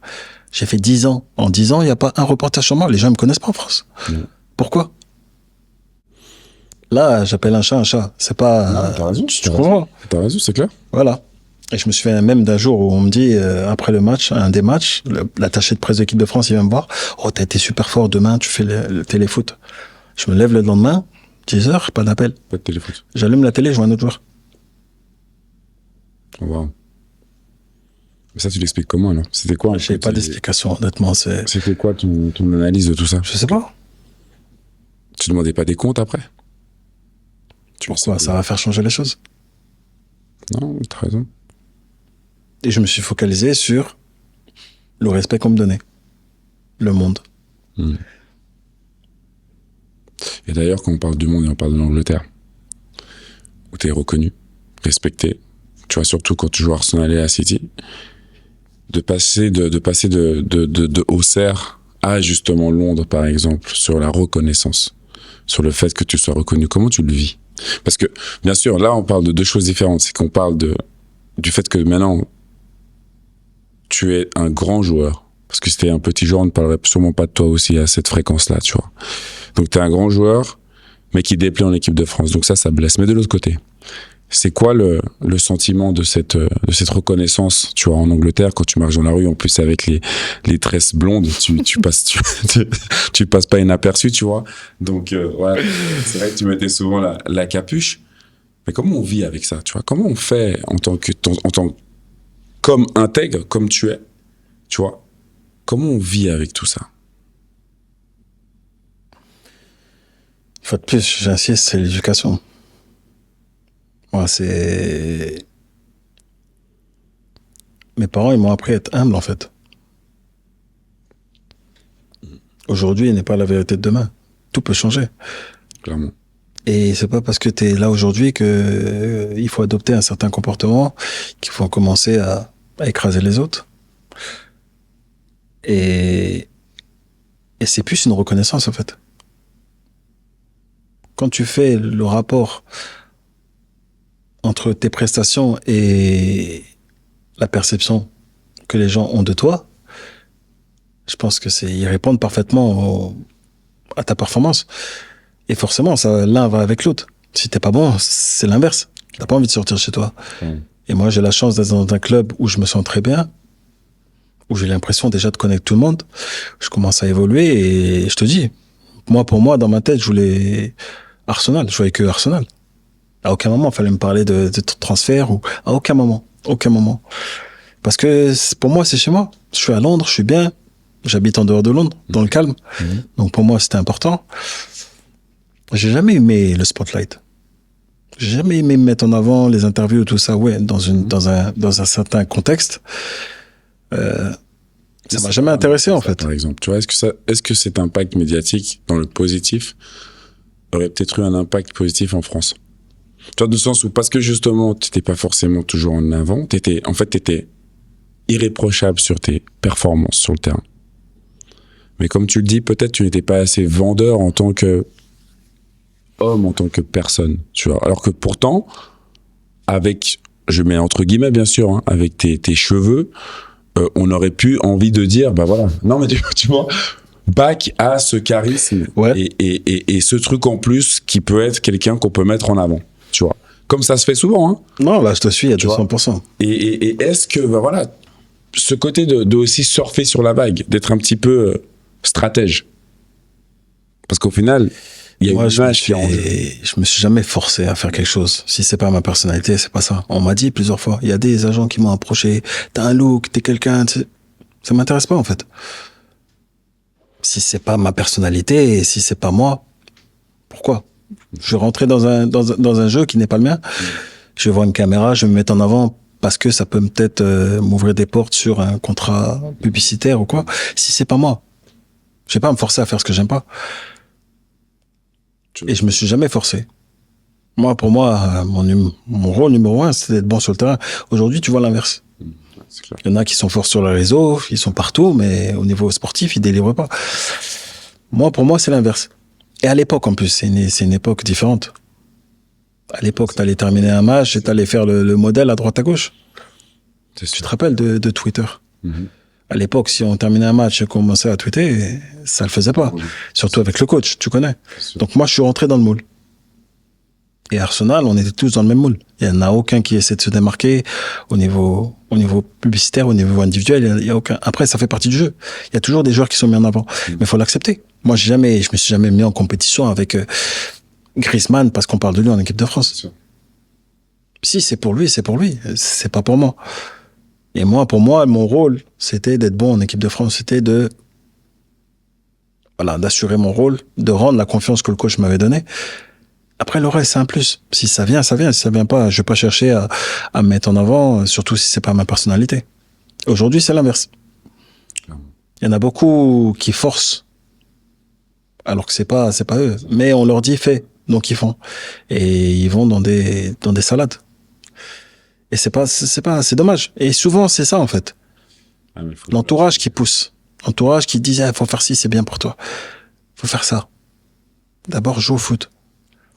Aujourd'hui, c'est vrai que la consommation est différente. Tu dois te vendre, on doit te voir pour avoir un certain following, une certaine un code de popularité Ouais. qui fait qu'après tu es peut-être plus attractif pour un club ou des choses comme ça. Et c'est vrai que c'est un petit peu à l'envers. Nous, on avait vraiment plus ce truc prouve d'abord, et après tu peux faire tout ce que tu veux. Tu te rends compte qu'il y a des joueurs qui se font recruter parce que ils ont un gros network derrière. Ouais. Et après, on s'étonne que certains gros clubs tombent. Mm. Ah tiens, mais c'est quand même tel club. Je veux pas donner des noms, t'as vu? Non, c'est clair, bien sûr. Mais il y a des clubs emblématiques qui tombent parce qu'ils vont recruter des joueurs qui sont bons sur TikTok. C'est sûr. Mais c'est la vérité. Quand tu regardes, il y a des joueurs, ils ont une cote, ils partent à des prix fous, exorbitants. Pourquoi? Qu'est-ce qu'ils ont prouvé dans leur vie? En tant que joueur, je veux dire. Là, c'est le côté sportif. Je parle pas de l'être humain. Côté sportif, ils ont prouvé quoi? Ouais, c'est clair. Après, ça fait partie du game. Le monde, il a changé. Au niveau, c'est foot business aujourd'hui. Je veux bien le comprendre. Mais dans ce cas-là, faut pas s'étonner si les résultats, ils sont dans le scie. Parce que être bon sur les réseaux sociaux, c'est pas être bon sur le terrain. Ah, c'est clair. Il y a une personne que j'ai envie d'évoquer avec toi, joueur emblématique d'Arsenal. Vous n'avez pas joué ensemble parce qu'il partait et toi t'arrivais. Par contre, vous êtes retrouvés en équipe de France. Quelle a été en fait ta relation avec Thierry? Du sens où j'ai envie de te dire, toi t'arrives à Arsenal, lui il est parti. Donc t'as cette connexion Arsenal que lui a, parce que lui c'est carrément l'ADN Arsenal. Est-ce qu'il te prend un peu sous son aile? Est-ce que c'est quelqu'un chez qui tu peux te confier? Tu vois, 2010, surtout, et lui il est un peu sur une, entre guillemets, phase descendante parce qu'il ne joue pas cette Coupe du Monde, tu vois. Donc, est-ce que tu peux me raconter un petit peu, ouais, cette rencontre, cette connexion, ces échanges que vous avez eus entre toi et Thierry? D'abord en tant que coéquipier. Bien, j'ai toujours eu une bonne relation. Ouais. Ça s'est toujours bien passé. Je veux dire, c'est un rôle modèle pour tous. En tant que joueur français, je veux dire, l'impact qu'il a eu en Angleterre et dans le monde. Quel joueur? Clairement. Là-dessus, pour moi, il fait partie des meilleurs attaquants mondiaux. Puis en équipe de France, bien. Je veux dire, on joue au dé, aux cartes. Je veux dire, toujours une bonne relation. Perudo. Perudo. Il se moque des gens, il chante. Non, j'ai toujours une bonne relation avec lui. Un respect. C'est quelqu'un que, je veux pas dire que j'idolâtre, mais pour moi, il représente Arsenal. Et je veux dire, ce qu'il a fait à Arsenal, bah, tu rêves d'avoir une importance aussi conséquente en tant que joueur français là-bas aussi. Clairement. Parce que pour moi, c'est celui qui a le plus d'influence. Et j'ai toujours une bonne relation avec lui. Maintenant, sur la fin de ma carrière, j'ai pas compris en fait. J'ai pas compris parce que c'était le coach de Montréal. À cette époque-là, je suis à Montréal et la manière dont j'ai arrêté le foot et la manière dont je suis sorti du monde professionnel, ça a été un petit peu plus compliqué. J'ai pas compris en fait. J'ai reçu un texto de quelqu'un du club alors que ça devenait le coach. J'ai trouvé ça un petit peu léger. J'ai pas compris en fait. Et jusqu'au jour d'aujourd'hui, je comprends pas. J'avais fait ma dernière saison 31 matchs, défenseur de l'année. Le club était pour me faire re-signer. Je devais re-signer d'ailleurs. Et puis du jour au lendemain, bah, on me dit merci beaucoup, ciao. C'est comme ça que j'ai arrêté le foot, t'imagines? Donc j'ai fait mon dernier match sans savoir. J'ai joué sans ma famille, j'ai joué sans... T'imagines? Ouais, c'est violent. Et sur le coup, j'avais la haine. Parce que tu comprends pas. Tu te dis, mais ok. En tant que coach, tu viens dans un club. Peut-être que c'est la direction qui lui a dit, écoute, on mise sur les jeunes. Peut-être qu'il y a un jeune qui poussait. À l'époque, Zachary Broguillard, qui est un très très bon joueur, était là aussi. Il avait un passeport canadien. En plus de ça, ça arrange le club. Il n'y a pas de problème. Je peux comprendre. Mais un texto. J'ai reçu un texto. Tu t'imagines? Le choc. Et à l'époque, mon contrat, c'est mon visa. Donc mes enfants, ils sont scolarisés à Montréal. C'est juste. Donc c'est plus que sportif à l'époque. Oublie-moi. Je reçois le texto, je suis en Europe, il me reste 10 jours de visa. Donc j'ai des clubs qui sont intéressés. Le club me dit non, on veut te garder. On me donne pas ma lettre de sortie, donc il m'empêche de parler aux autres franchises. Et du jour au lendemain, je reçois un texto, merci beaucoup, ciao. Au départ, j'ai eu la haine. Et puis après, tu relativises. Mais tu comprends pas. Et aujourd'hui, non, je comprends pas. Je comprends pas parce que j'avais 36 ans, 31 matchs, on joue tous les 3 jours, je fais tous les matchs. Je suis bon. Je dois enchaîner, je dois passer j'ai des plans, vraiment. J'achète mon appart à Montréal en 2019. Tout se passerait bien. Aujourd'hui, je suis à Dubaï, mais à la base, je devais vivre à Montréal. Et j'ai été mis dehors, entre guillemets, parce que le Covid est arrivé. Et ensuite, j'ai des clubs qui s'intéressent à moi, Nantes, entre guillemets. Je suis obligé de dire non, je suis obligé de refuser. Mes enfants sont anglophones, ils parlent très bien français, mais ils ont toujours étudié en anglais. Donc comment je fais? Donc c'est pas après la relation qu'on a eue. Ouais, clairement. S'il y a un problème au niveau du club, ok, mais non. J'attendais plus de reconnaissance.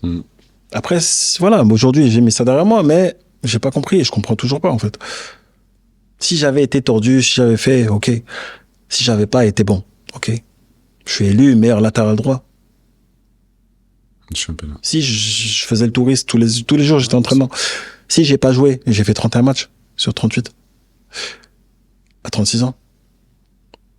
S'il y a des éléments qui vont à mon encontre, si j'aide pas les jeunes, ok. Si c'est autre, extra sportif, dis-moi.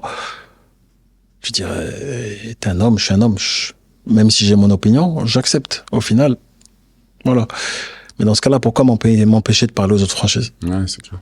Pourquoi me bloquer, entre guillemets, pour m'envoyer un texto? T'imagines un texto, j'étais en vacances à Dubaï, j'atterris à Londres, je reçois un texto. Je sais pas, t'as pas plus de respect pour moi? Ou le club n'a pas plus de respect pour moi? Et c'est comme ça que j'arrête le foot.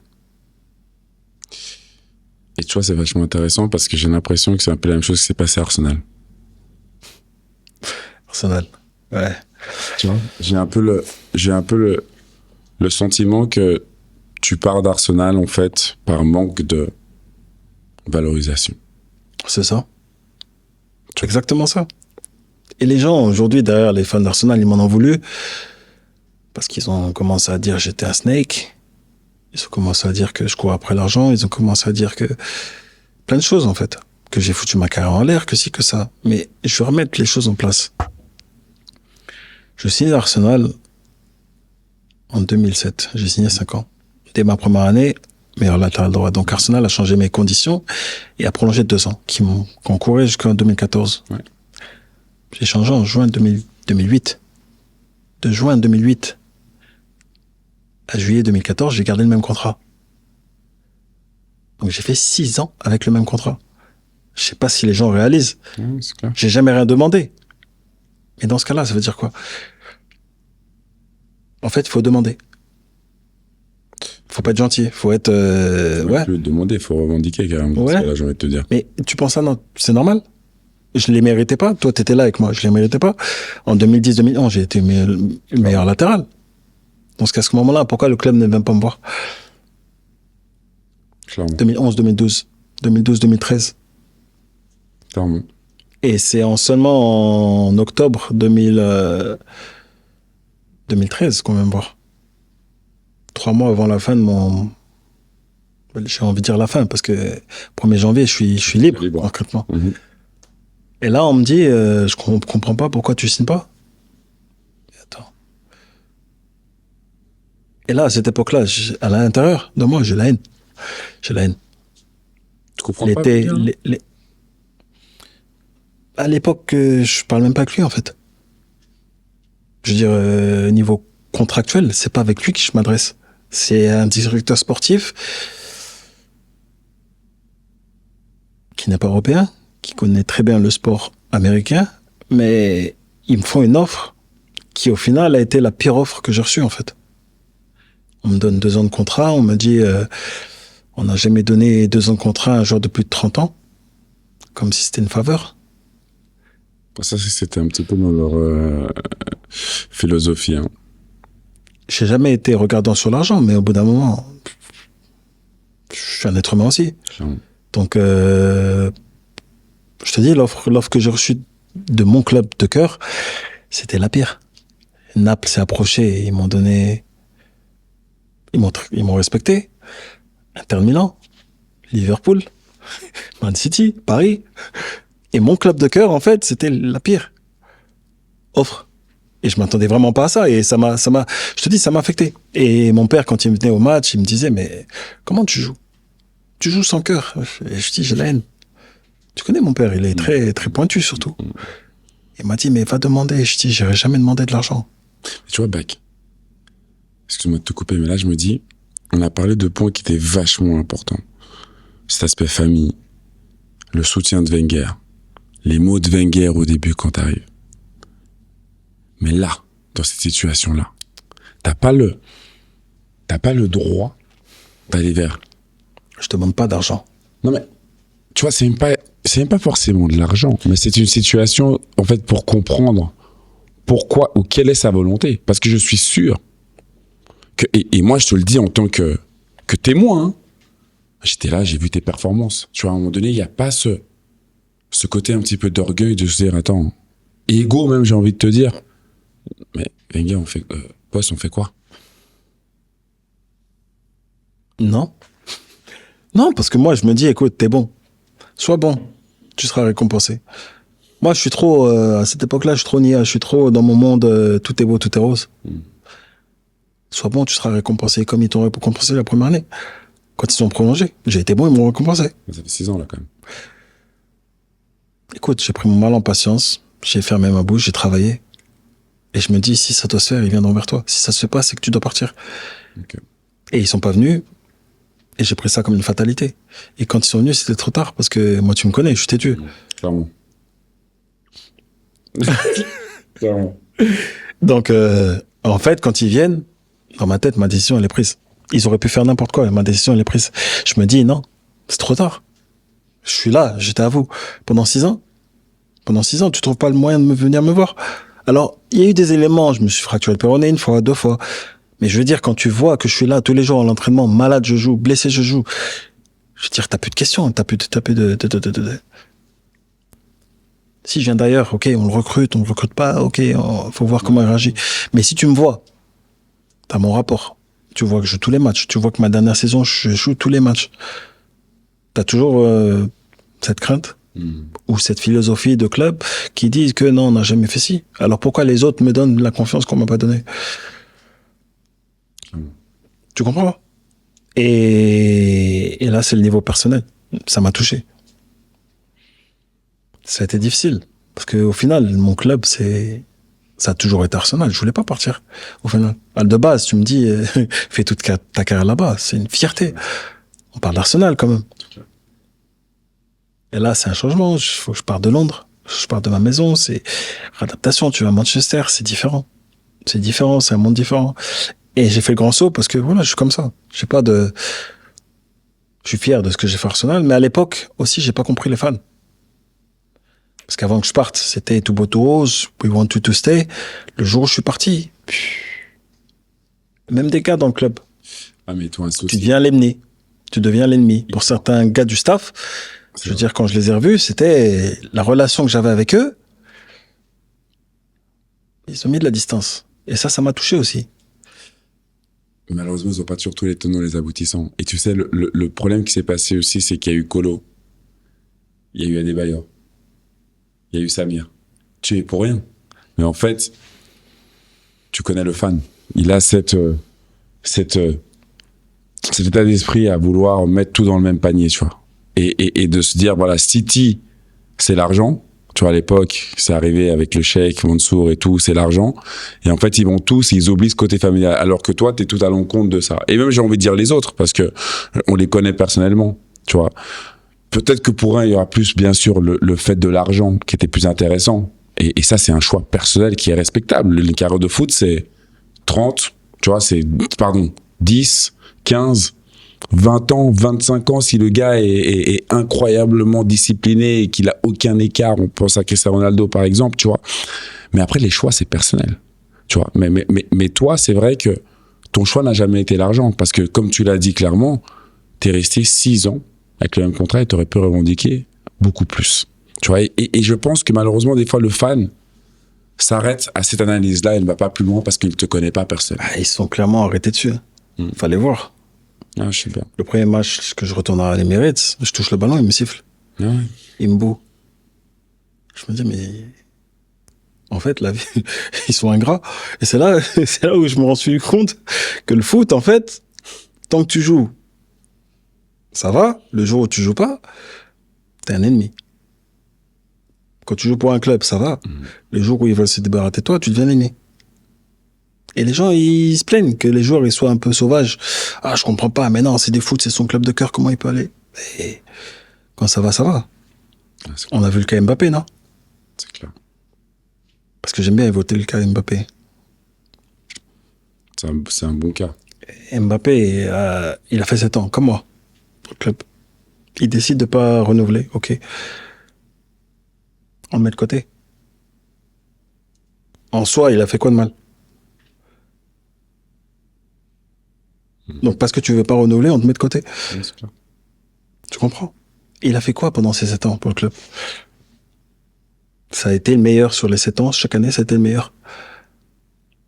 Qu'on le veuille ou non, sur 7 ans, chaque année qu'il est au club, ça a été le meilleur joueur parisien.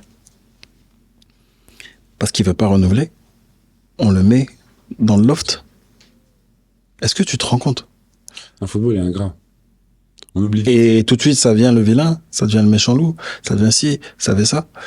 Et le foot, c'est ingrat. Et les gens, il faut qu'ils comprennent une chose. Tant que t'es dans le club et que le club compte sur toi, ça va. Le jour où il y a un problème ou que tu vas pas dans leur sens, ils te mettent dehors. Il y a pas on t'aime, il y a pas d'amour. Et c'est ça que le fan ne voit pas. Et ce cas-là, c'est parfait. Parce que pour moi, je suis désolé, c'est à la limite du respect. C'est sûr. Mais c'est le foot. C'est comme ça. On va dire c'est le foot. Et il faut accepter, c'est comme ça. On connaît les lois, les gens qui le connaissent pas ils savent pas comment ça se passe.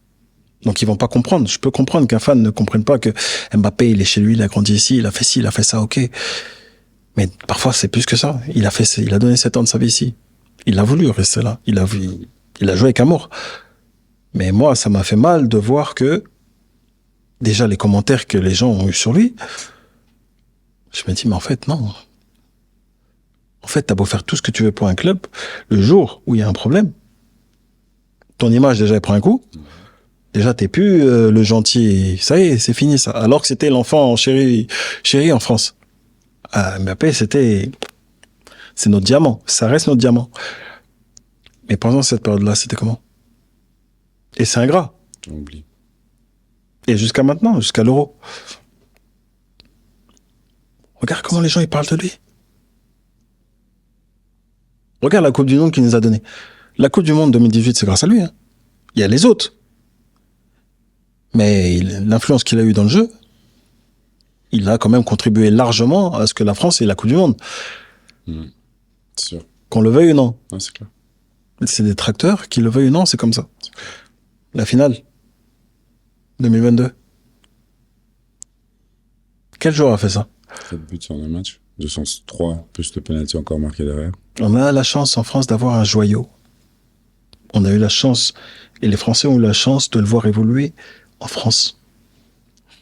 Et c'est comme ça qu'on parle de lui. Pour moi, ça me choque. Honnêtement, on a la chance. Le monde entier nous l'envie. Regarde les Madrilènes. C'est pas eux qui ont dit, il peut rester. Regarde le stade. Ouais, c'est clair. Quand il a pas signé, il a décidé de prolonger à Paris. Ils l'ont insulté. Mais là, ils l'ont accueilli. Et là, t'as vu comment ils l'ont accueilli? C'est le football. Le stade, il était plein. Parce qu'il réalise la chance que c'est de l'avoir aujourd'hui. Et nous, malheureusement, certains réalisent, certains, voilà. Oui. Maintenant, il est parti. Et tout ce qui va à côté, ça tombe. Les droits télé. Tu penses que ce serait la galère s'il était dans le championnat? Maintenant, c'est trop tard. Il est parti. Ça y est. C'est comme ça. Tu vois? Clairement. Clairement. Donc maintenant, il va falloir trouver un autre. Chez mon fils, ça va. Peut-être que... D'ailleurs, comment t'es accueilli à City? Parle-moi de cette transition qui a dû être un petit peu particulière pour toi. Tu vois, du sens où on parle d'Arsenal, une famille, et t'arrives à City dans un nouveau projet, en fait, qui se décante avec des nouvelles idées. Bien. Et, tu vois, ça s'est bien passé. Les joueurs exceptionnels. C'est un cadre différent quand même. Là-bas, les joueurs, ils sont tous internationaux, ils sont tous affirmés déjà. Ils sont tous champions. Ils savent ce que c'est le succès. Ils sont pas aussi proches que les joueurs d'Arsenal. C'est un autre monde en fait, parce que chacun se prépare avant chaque entraînement de sa manière, de son côté. Tout le monde est en préactivation une demi-heure avant. Ça m'a choqué aussi. Parce qu'Arsenal, tu te rappelles, nous on était en haut, café, petit gâteau, 10 minutes avant, on descend. Quand je suis arrivé, son entraînement, tout le monde disparaît du vestiaire une demi-heure avant. Je me dis, mais ils sont où? Et c'est là qu'en fait, je passe devant la salle de gym, je les vois tous en préactivation. Et le kiné vient me voir, il m'a dit, écoute, ici, une demi-heure avant, on va te donner un programme, il faut faire la préactivation. Je suis OK. J'ai commencé à le faire. Puis ma première année, on me dit, quand tu défends, t'as pas le droit d'entrer dans la surface de réparation. Ok. Je dis, comment ça? Mancini, toi? Ouais, Pellegrini. On me dit, sur les centres, tu t'arrêtes aux abords de la surface de réparation. Et quand tu as un contre-1, tu rentres pas dans la surface. Tu interviens avant. Premier entraînement, je me suis fait... J'avais Scott Sinclair. Il arrive à balle. Premier entraînement, il m'a tué. Ouais. On m'a dit, tu rentres pas dans la surface. Tu ralentis pas le joueur. Il m'a allumé. Les 2 premiers week-ends, je restais à la maison. Alors, je suis tutélaire en équipe de France Arsenal. J'arrive à City, les 2 premiers week-ends, je suis à la maison. C'est dur. J'accepte. Le premier match à domicile que je joue, c'est contre Stoke. On a 85% de possession. Corner, ils partent en contre-attaque, ils marquent 1-0. Ils gagnent. Ah ouais. Deuxième match que je fais, on joue contre QPR. On fait 2-2. 2 erreurs. Pas de ma part indirectement, mais on fait 2 erreurs défensives. On fait 2-2. On va au Bayern. Ça se passe bien, personnellement. 94e minute. Corner. Le ballon est renvoyé. Boateng, apport de poitrine. Reprise de volée, on perd 1-0. Donc, je deviens un petit peu le chat noir, tu vois. Et là, le coach, en fait, il me parle pas. Donc, les matchs difficiles, je joue. Contre Neymar, je joue. Contre Ribéry, je joue. Contre Hazard, je joue. Et les matchs où il y a plus d'espace, où c'est fun, je suis sur le banc, sans un mot. Et là, j'accepte, je sais rien. Je suis en entraînement, sourire. Tu connais. Je suis en entraînement, sourire, sérieux. Je fais tout à fond. Et là, même les joueurs, il y a des joueurs qui viennent me voir. Ils me disent, mais pourquoi tu fais pas jouer? Pourquoi il fait ci? Pourquoi il fait ça? Pourquoi? Je dis, je sais pas. Il me dit, va le voir. Je dis, je vais pas le voir. C'est pas de l'orgueil. Mais s'il me fait pas confiance pour me faire jouer dans certains contextes, c'est pas en allant le voir qu'il va changer sa direction, sa décision. Donc, de base, il y a un problème. Il aime pas quelque chose chez moi. Et moi, je me dis, écoute, je vais te montrer que je mérite de jouer à l'entraînement. Donc, je dis rien, je me terre, je travaille. Et là, ils me disent, ouais, mais il voit que tu rigoles en entraînement, il va croire que tu t'en fous. Non, je m'en fous pas. Mais la seule manière de le convaincre, c'est d'être bon à l'entraînement. Et d'essayer d'être bon quand je joue en match. Sans que ça ait un impact sur ta joie de vivre. Ouais. Et ça n'a pas impacté. Je veux dire, je n'ai pas commencé à être énervé parce que je suis à City. Loin de là, j'étais pas content d'être sur le banc. Ça me suffisait pas. C'est pas parce que mon salaire est tombé que non. Mais la seule manière d'impacter, c'est d'être bon. Et quand il te fait jouer, c'est d'être bon. Et la première fois qu'il vient me voir, il est venu au mois de mars. Donc j'ai fait juillet-mars, sans avoir une discussion avec lui, à faire le yo-yo entre jouer et être sur le banc. Et là, il me dit, écoute, quand t'étais à Arsenal, t'attaquais plus. Et je lui dis, coach, vous me faites jouer. À Barcelone, à l'extérieur, on n'a pas le ballon. À Bayern, j'ai Ribéry en face de moi, on n'a pas le ballon. À Chelsea, j'ai Hazard en face de moi, on n'a pas le ballon. Vous me faites rentrer à domicile contre Barça, quand Gaël Clichy prend un rouge. Je lui dis, comment vous voulez que j'attaque? Il me dit, ouais, mais quand même, t'attaquais plus. Ok. Je finis la saison, et là, je vais en équipe de France. On joue contre la Belgique, au Stade de France. On perd, je crois, 4-2. Moi, je fais un bon match contre Hazard. Le coach, il me parle, il me dit, écoute, t'as fait un très bon match. Par contre, l'année prochaine, c'est comment? Parce que l'Euro, il arrive dans un an et il faut que tu joues. J'ai dit, coach, moi, je suis là. Il me dit, pourquoi tu fais pas jouer? Je sais pas. Je lui ai dit, je suis là. Là, je vais faire ma pré-saison parce que quand je suis arrivé à City aussi, c'était au sortir de la Coupe du Monde 2014. Je suis arrivé après tout le monde. Il y avait un contexte particulier. Donc, je dis, là, je vais partir en pré-saison et je vais le montrer. Donc, on part en pré-saison en Australie. Zabaleta était en retard. Il était à la Copa América. Ouais. Et là, en fait, je suis le joueur le plus utilisé cette saison-là. En gardant mon sérieux, en jouant de la même manière, en allant à l'entraînement de la même manière. Donc, d'une saison à l'autre, en fait, ma situation, elle a basculé. C'est fou. Hein. C'est incroyable. Et dans les mêmes conditions. Je dirais, j'ai rien changé. J'étais le même. À l'entraînement, j'ai gardé le même sérieux. Dans les matchs, j'étais pareil. J'étais décisif. Offensivement, j'ai fait beaucoup de passes D. Je veux dire, défensivement, j'étais solide. En plus, je vais à l'Euro, je fais les 7 matchs. En finale, on perd. Bon, ouais. Ça reste une belle compétition. Et puis, ma dernière saison à City, le coach arrive, Guardiola. J'arrive en retard une fois de plus. J'ai peu de vacances, j'ai 2 semaines, j'arrive fatigué. Première semaine, je fais 4 entraînements seul, je cours un peu. Et puis, premier week-end, on monte au groupe.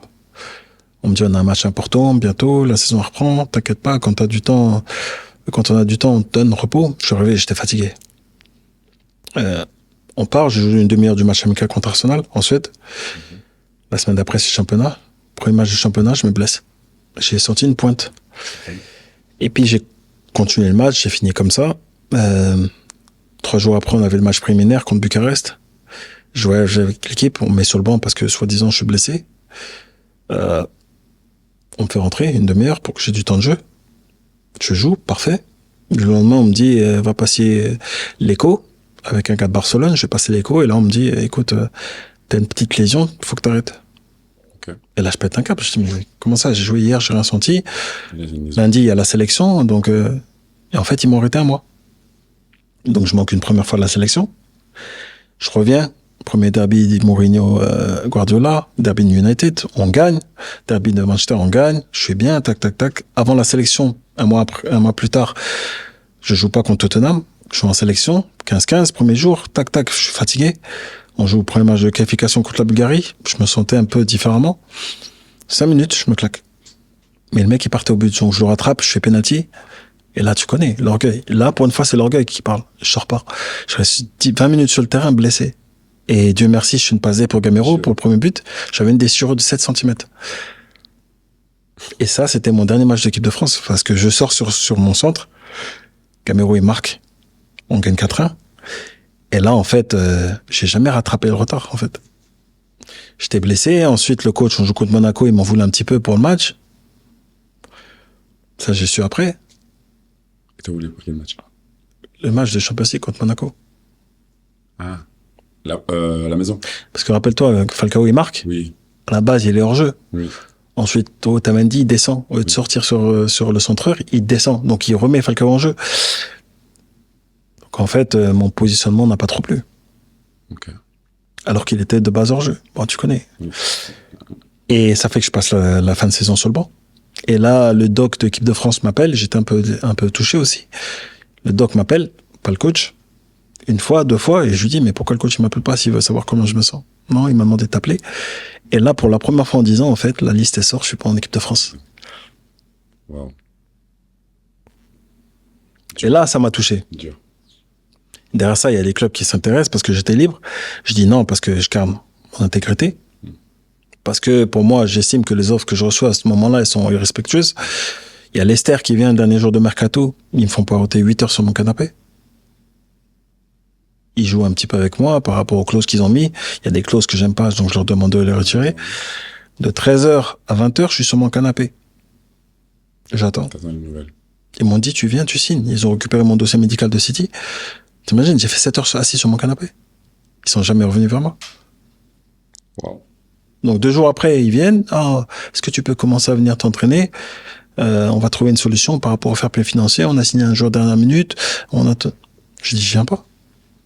Je dis, vous m'avez manqué de respect. Mes parents, ils m'ont jamais manqué de respect. Vous m'avez fait poireauter comme un chien 7 heures sur mon canapé. Et vous pensez que je vais venir maintenant comme si j'étais à l'essai? Je dis, je viens pas. Et je suis pas allé. Mais derrière ça, je joue pas pendant 6 mois. Et après, c'est l'année de la Coupe du Monde. Bah, oublie. Mais si c'est à refaire, je le fais. Parce que je revendique le droit d'être respecté. Et j'avais totalement le droit d'être respecté. C'était mon droit. Beşiktaş, ils sont approchés pareil. Clairement. Après, voilà, je regretterais. Mais ça a enclenché beaucoup de choses. Aujourd'hui, j'ai basculé côté business. Ouais.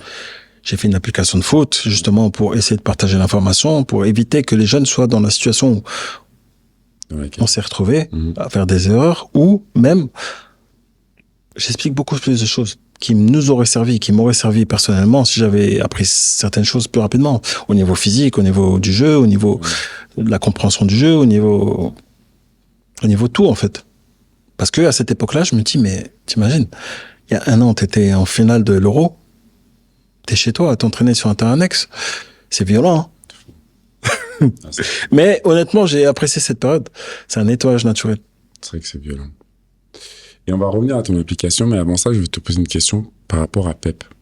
Tu sais, souvent on parle de détails croustillants. Tu passes de Pellegrini, tu passes de Arsène Wenger, tu parlais juste d'un détail qui était vachement intéressant, de la préparation de 30 minutes avec City, qu'on n'avait pas forcément à Arsenal.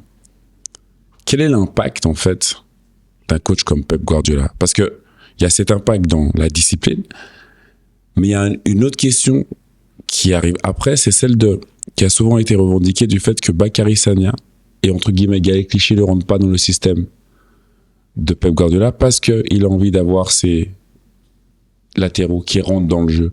Et que techniquement, Bakary Sagna, c'est peut-être limité et que ça ne va pas forcément dans cette philosophie-là, tu vois. Est-ce que tu arrives à m'expliquer, à me mettre un petit peu du contexte par rapport justement aux envies de Pep Guardiola avec toi, déjà, la vision qu'il avait, ou est-ce que c'était clair depuis le début que tu n'avais pas forcément un futur avec lui en tant que coach? Je pense qu'il m'a mis à l'épreuve.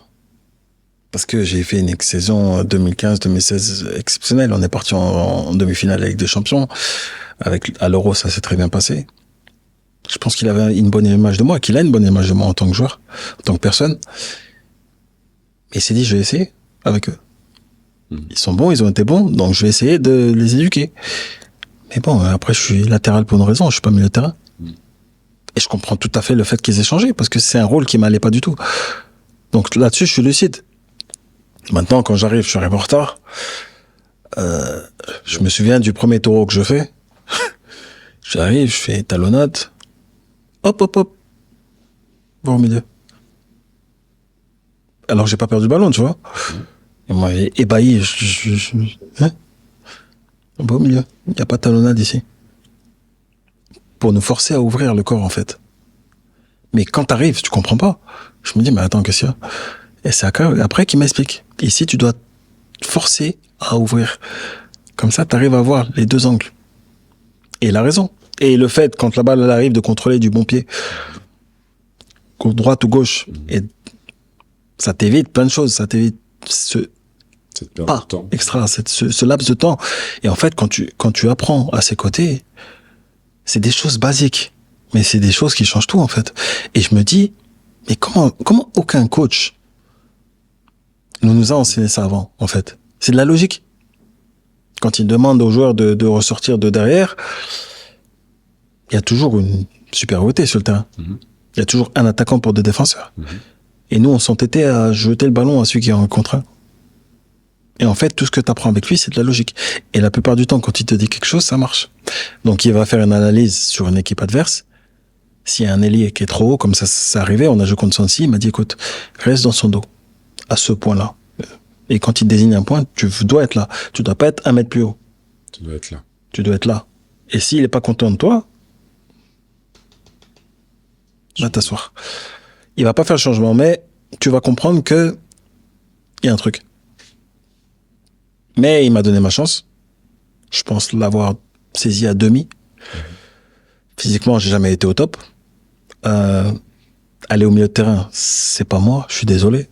Je l'ai fait parce que j'ai essayé de m'adapter, mais faut être lucide. Au bout d'un moment, si t'es prêt à accepter les fonctions, c'est une chose. Performer, c'est autre chose. Et moi, c'était pas un rôle qui m'allait. Donc, logiquement, je suis parti de City. Et il a rajeuni l'équipe, et Kyle Walker a juste été arrivé, et après, voilà. Donc, faut être lucide, et c'est quelqu'un qui m'a respecté, et qui me respecte beaucoup. Je veux dire, j'ai eu aucun problème. On entend souvent, est-ce qu'il est raciste, est-ce que... Il donne la chance à tout le monde. Il a certaines priorités, certains principes sur le poids. Tu dois respecter ton poids de forme. Tu dois être professionnel. Quand il te demande de faire quelque chose, fais-le à la lettre. Il te dit, fais A, tu fais A. Va pas essayer de rajouter ton grain de sel. Oublie. C'est l'équipe qui va avant. Et après, il n'y a pas de problème. Je veux dire, j'ai joué. Et après, quand j'étais moins bon, je me suis retrouvé sur le banc. Ce qui est logique aussi. Il faut être lucide, il faut être honnête envers soi-même. Bien sûr. Donc voilà, mais au niveau, je te dis, tu connais le foot. Aujourd'hui, il y en a combien que t'appellerais et il répondra pas au téléphone? Que ce soit tout le monde au club à City, si j'envoie un message, 1 minute, ils me répondent. J'ai envoyé la dernière fois un message à Tiki Beckenstein, le directeur sportif. Chrono, 1 minute, il m'a répondu. Si j'envoie un message à Pep, chrono, sous 5 minutes, il me répond. Et tu connais le foot. Tu connais le foot. Il y a combien de personnes qui sont même pas à leur niveau, qui prennent pas le temps de répondre. Ouais. Tu vois? Et City, pour ça, ils sont champions numéro 1. Au jour d'aujourd'hui, si je vais à Manchester et que je passe pas au centre d'entraînement, prendre le petit déj avec eux, il va me dire pourquoi t'es pas venu. Il y a combien de coachs qui font ça? Tu comprends? Ça prouve. Ouais, c'est clair. C'est clair.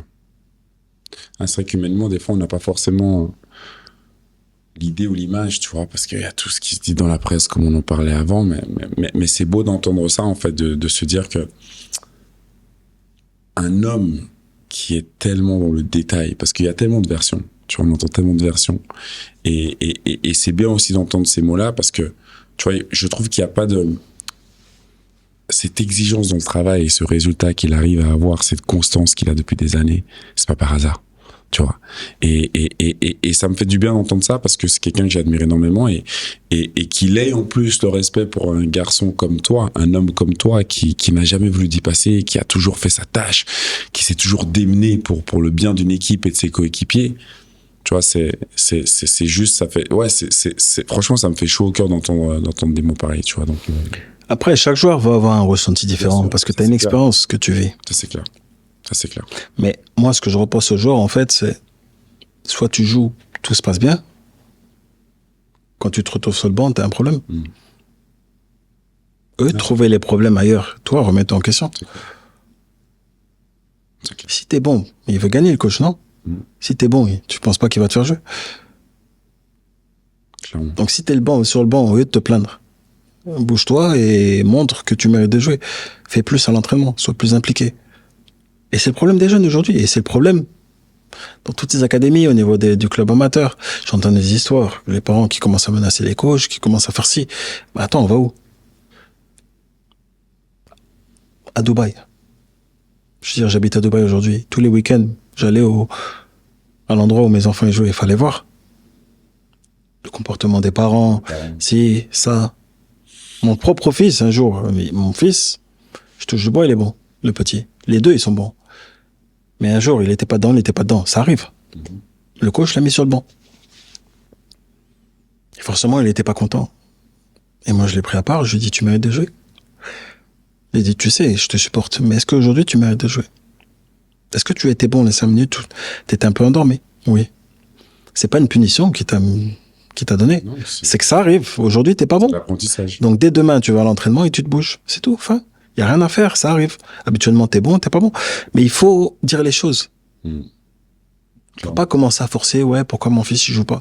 Bah, demande à ton fils pourquoi il joue pas. C'est une compétition. C'est pas parce que t'as payé une licence que ça donne le droit de jouer. C'est pas comme ça. Et c'est dommage. C'est dommage parce qu'il y a beaucoup de petits ici. Ils recadraient leur tête et leurs envies et leur focus. Ils feraient beaucoup plus de choses. Et au niveau professionnel, c'est ça.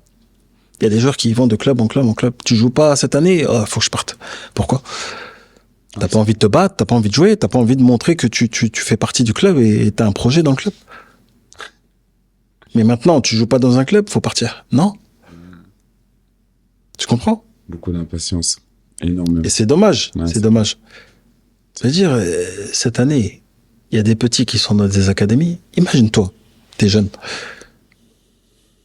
Tu commences dans une académie, 3 mois après, ça te plaît pas, tu joues pas, tu changes d'académie. 3 mois après, ça te plaît pas, tu changes d'académie. Donc, en 9 mois, tu as eu 3 coachs avec 3 philosophies différentes. Et à chaque fois, tu reprends de zéro. Comment tu veux que le petit, il évolue? Faut lui donner une certaine stabilité. Et l'envie de se battre. Tu joues pas ici, donc c'est bon, c'est facile, on te bouge. Ouais, ça, c'est un vrai point. Enfin, je sais pas. La facilité aujourd'hui est devenue... En fait, tout a été démocratisé avec le fait d'avoir ces réseaux, cette facilité de s'exprimer, cette facilité de se faire voir, tu vois. Et en fait, t'as plus cette entre guillemets rigidité que nous avions nous à l'époque, où t'étais obligé de prouver, t'étais obligé de passer derrière les aînés, t'étais obligé de passer, pour ma part, derrière Sol Campbell et Kolo Touré. En arrivant, t'avais la hiérarchie de défenseurs droits comme Lee Dixon, Pat Rice, sur lequel tu devais aussi, tu vois, arriver et mettre ton nom. Aujourd'hui, c'est je suis bon, je dois jouer. Je suis bon. Pourquoi je ne joue pas? Je vais voir ailleurs, quelqu'un me prendra. Il y a plus ce côté de bataille avec soi-même, tu vois, d'aller justement chercher en soi cette capacité, tu vois, à aller à l'encontre, ou peut-être une fausse idée, parce que ça peut être une fausse idée, que tu n'es pas bon aujourd'hui, mais tu seras super bon demain ou après-demain, tu vois, et c'est vrai, et t'as raison, et je pense que il faut le souligner, et je pense que ton app, justement, va amener aussi ces points-là, non? C'est quoi ton app, d'ailleurs, Bac? Je me suis servi de mon expérience personnelle pour essayer de retranscrire ce que c'est d'être footeur, en fait. Parce qu'il y a un côté que les gens ne connaissent pas. Il y a un côté que moi-même, je ne connaissais pas. Donc, en fait, quand j'ai pas joué, je me suis dit, tu viens de Man City. T'es en équipe de France. Aujourd'hui, t'es à la maison. T'es sans contrat. Il y a un an, t'étais adulé. Aujourd'hui, tu t'entraînes seul. Je me dis, il y a un problème. C'est là que je me suis rendu compte qu'il y a certains agents qui se permettaient d'appeler des clubs en mon nom. Parce qu'ils ont vu le pactole en moi. Ils ont vu que j'étais libre. Pour eux, ils se sont dit, écoute, je le bloque. Je dis que c'est moi qui le représente. J'essaie d'avancer. Donc, il y a 4 clubs, parfois, qui appelaient le même club. 4 agents qui appelaient le même club. Et je me dis, c'est pas possible. Donc, ça m'a mis la haine. Tous ces événements m'ont mis la haine. Et je me suis dit, il faut que je trouve un moyen pour empêcher tout ça. Il faut que je trouve un moyen de protéger les jeunes. Parce que des histoires, on en entend tous les jours. Il y en a combien qui sont proches de fin de carrière qui le font pas parce qu'ils ont un mauvais entourage? Il y en a combien qui aimeraient, parce qu'ils ont un talent, faire carrière, mais qu'ils n'ont pas le côté financier pour payer un coach, ou payer du matériel sportif. Ils n'ont pas de méthodologie, ils n'ont rien. Et il y a une inégalité aujourd'hui qui est présente et qui ne devrait pas être. Ça ne devrait pas reposer seulement sur le côté financier. Et la plupart du temps, c'est ça. Parce que quand tu nais dans telle ou telle partie du monde, quand tu n'as pas la chance d'avoir, comme nous, accès à un mentor qui va te faire aller là, d'avoir accès à la vidéo qui va pouvoir te donner une identité. Parce qu'il y a des Mbappé, il y en a plein en Afrique. Des Messi. Bon, je suis pas sûr qu'il y en ait plein, mais il y a des joueurs de qualité qui ont et qui peuvent aspirer à avoir une carrière, une très grande carrière. Mais leur malchance, c'est d'être dans un coin reculé ou c'est dans un coin pauvre où ils n'ont pas accès au matériel, ils n'ont pas de ballon, ils n'ont pas de chaussures, ils n'ont pas de... Et ça ne devrait pas être un obstacle. Donc je me suis dit, écoute, essaie de trouver un moyen pour, d'une, leur donner une méthodologie d'entraînement, comme si moi, je leur donnais des cours d'entraînement, de leur apprendre le métier, de leur apprendre ce que c'est au niveau légal d'être joueur, donc de pouvoir comprendre dans quel monde ils se lancent. Si jamais ils performent, si jamais un agent les approche, il faut qu'ils sachent communiquer avec l'agent, il faut qu'ils sachent communiquer avec un joueur. Si jamais tu dois signer un contrat, il faut savoir ce que tu fais. Mais si on t'explique pas, tu vas faire des erreurs. C'est clair. Mais si t'as pas l'argent pour prendre un avocat, tu fais comment? Moi, ce que j'ai fait, j'ai décentralisé l'information pour essayer de créer ou de professionnaliser le monde amateur. En gros, j'ai créé une sorte d'académie en ligne à travers mon app où ils vont pouvoir s'éduquer au niveau des contrats. Au niveau de l'entraînement, je vais essayer de leur donner une méthodologie. J'ai fait de l'analyse tactique, donc je leur explique comment jouer de derrière, je leur explique certaines choses tactiques qui auraient pu nous servir, même nous, si on avait appris à un plus jeune âge. Donc il y a combien de coachs aujourd'hui qui enseignent et qui n'ont pas la chance d'être au contact de Guardiola ou de coachs comme Wenger ou qui n'ont pas la chance d'atteindre les sommets pour, au niveau tactique, apprendre plus. Clairement. Donc en fait, j'ai reproduit à travers une plateforme des séances d'entraînement et j'explique les situations. Donc je peux aujourd'hui, par exemple, reproduire un but qui s'est passé et expliquer ce qui aurait dû être fait. Identifier les erreurs, identifier les zones à charger ou à jouer. En fait, j'essaie de leur donner cet aspect tactique et j'aimerais que eux voient ce que nous on voit. J'aimerais que les parents puissent protéger leur enfant. Strict minimum, bien sûr, mais sur les grandes lignes, s'instruire. C'est de l'instruction, c'est éducatif, parce que je crée du contenu aussi pour leur expliquer au niveau de la nutrition, au niveau de la récupération, au niveau des blessures. En fait, j'aimerais en fait leur donner cet aspect professionnel dès le jeune âge, parce que quand tu grandis avec, c'est différent. Quand tu l'apprends à 32, 33 ans, c'est différent aussi. Et moi, j'en ai souffert, parce que si j'avais une plateforme comme ça, en étant à Sens, au niveau tactique, j'aurais travaillé différemment. Au niveau technique, j'aurais tout fait différemment. Au niveau personnel aussi, j'aurais pu me développer différemment. Il y aurait une ouverture d'esprit plus grande, en tout cas. C'est clair. Je te dis, en tant qu'expat, quand tu arrives, par exemple, en Angleterre, tu as le droit d'avoir une société d'image. Je suis arrivé à Arsenal, personne ne me l'a dit. Parce que malheureusement, dans le foot, personne ne partage l'information. C'est clair. Mais tu sais la différence que ça fait quand tu le sais et quand tu le sais pas. Clairement. Donc, en fait, dedans, je vais partager tout ce qu'aujourd'hui on connaît avec 15 ans de retard. Et ça, c'est le but, en fait. C'est le but de donner la chance à tout le monde. Et de faire du scouting aussi. Et c'est quoi le nom de l'application si... Bipro. Bipro? C'est beau, parce que tu vois, moi, avec mon camp du Elite, c'est la même chose. C'est-à-dire que nous, on est sur le terrain. On a depuis maintenant 4 ans, en fait, des enfants qui viennent tous les étés avec nous pour justement leur faire partager cette expérience dont tu parles. C'est-à-dire, on parle de détails, tu vois, c'est des détails.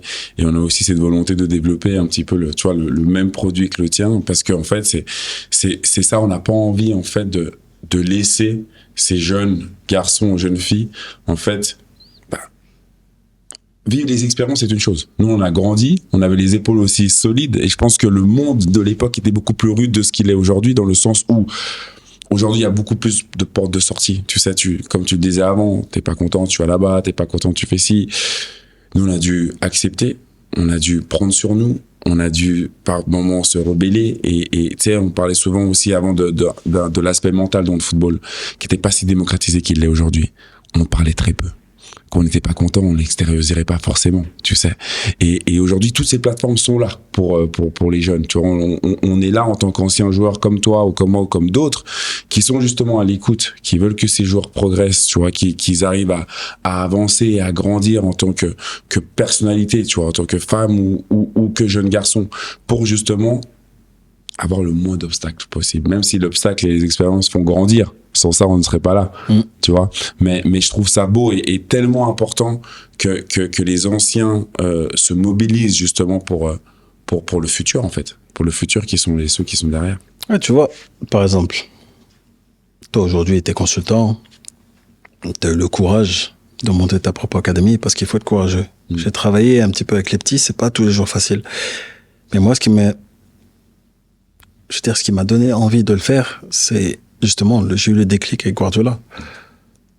Parce que je me suis dit, comment moi, j'ai eu la chance d'apprendre du meilleur ou des meilleurs avec Guardiola, Deschamps, Arsène Wenger. J'ai eu la chance, Giroud. Je dirais, quand tu fais le palmarès des coachs que j'ai eu, Laurent Blanc, j'ai été garni, tu vois. Clairement. Donc je me suis dit, mais tu peux pas mourir avec cette information. Ce serait selfish, ce serait égoïste. Un petit peu d'avoir tout ça et de ne pas partager à des gens qui feraient énormément pour partager un petit peu de temps avec eux ou pour participer à une de leurs séances. Clairement. Donc, au bout d'un moment, forcément, moi qui suis très réservé, je me suis dit, écoute, être coach c'est bon. Mais par contre... Et après, quand je vois les jeunes qui se développent, quand on m'appelle et qui me disent, écoute, mon fils il est dans une décision délicate, comment je fais? Je me dis, je peux pas. C'est une responsabilité aujourd'hui de partager l'information. Parce que ça va servir à des millions de personnes. Et j'espère que ça servira à des millions de personnes. Et c'est surtout l'impact. Tout ce qui a impact, moi, j'aime. Donc, c'est surtout avoir un impact sur quelqu'un pour peut-être lui changer sa vie. Et ce que tu fais aujourd'hui, par exemple, avec ton académie, franchement, chapeau. Parce qu'une semaine, avoir des enfants qui sont pas forcément tout le temps concentrés, à la fin de ta semaine, ils peuvent être que reconnaissants. Parce que c'est difficile de gérer. Bon, tu gères 5-6 enfants, ça va. Mais quand on a 300-400, c'est du boulot. Tu termines la journée lessivée.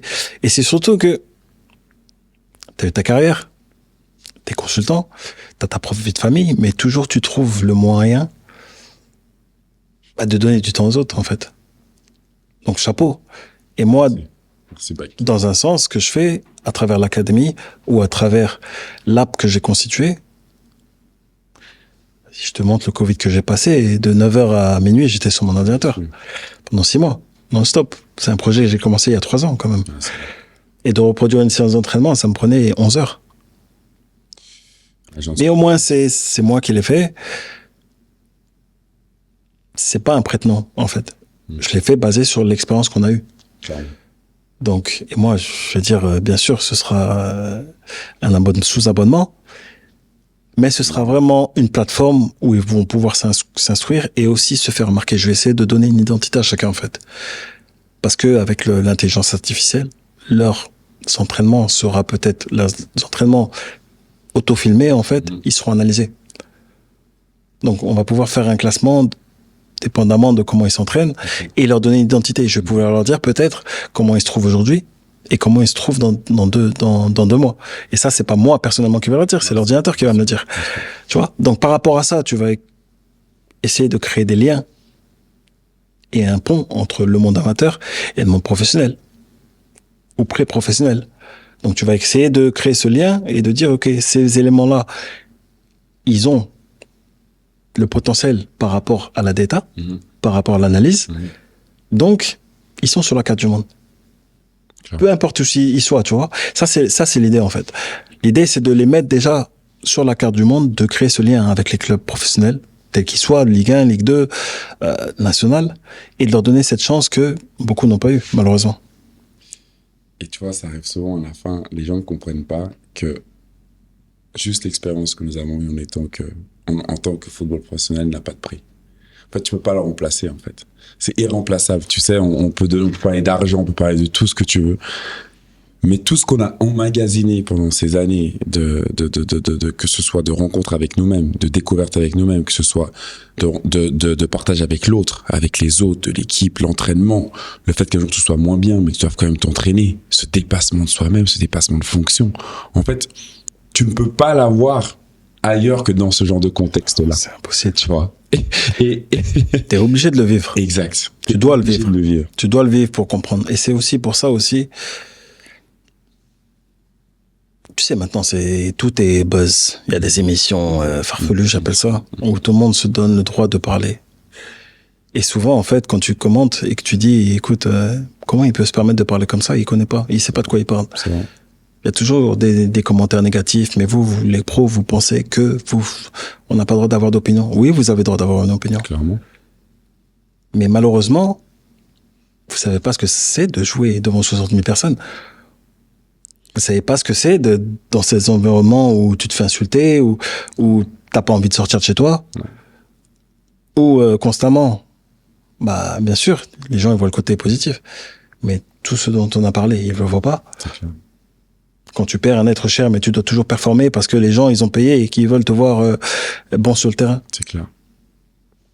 Y a pas de, c'est pas une excuse. Mais il y a des choses, malheureusement, que les gens ne peuvent pas savoir parce qu'ils n'ont pas été dans un vestiaire professionnel. Oublie le monde amateur. C'est pas pareil. C'est clair.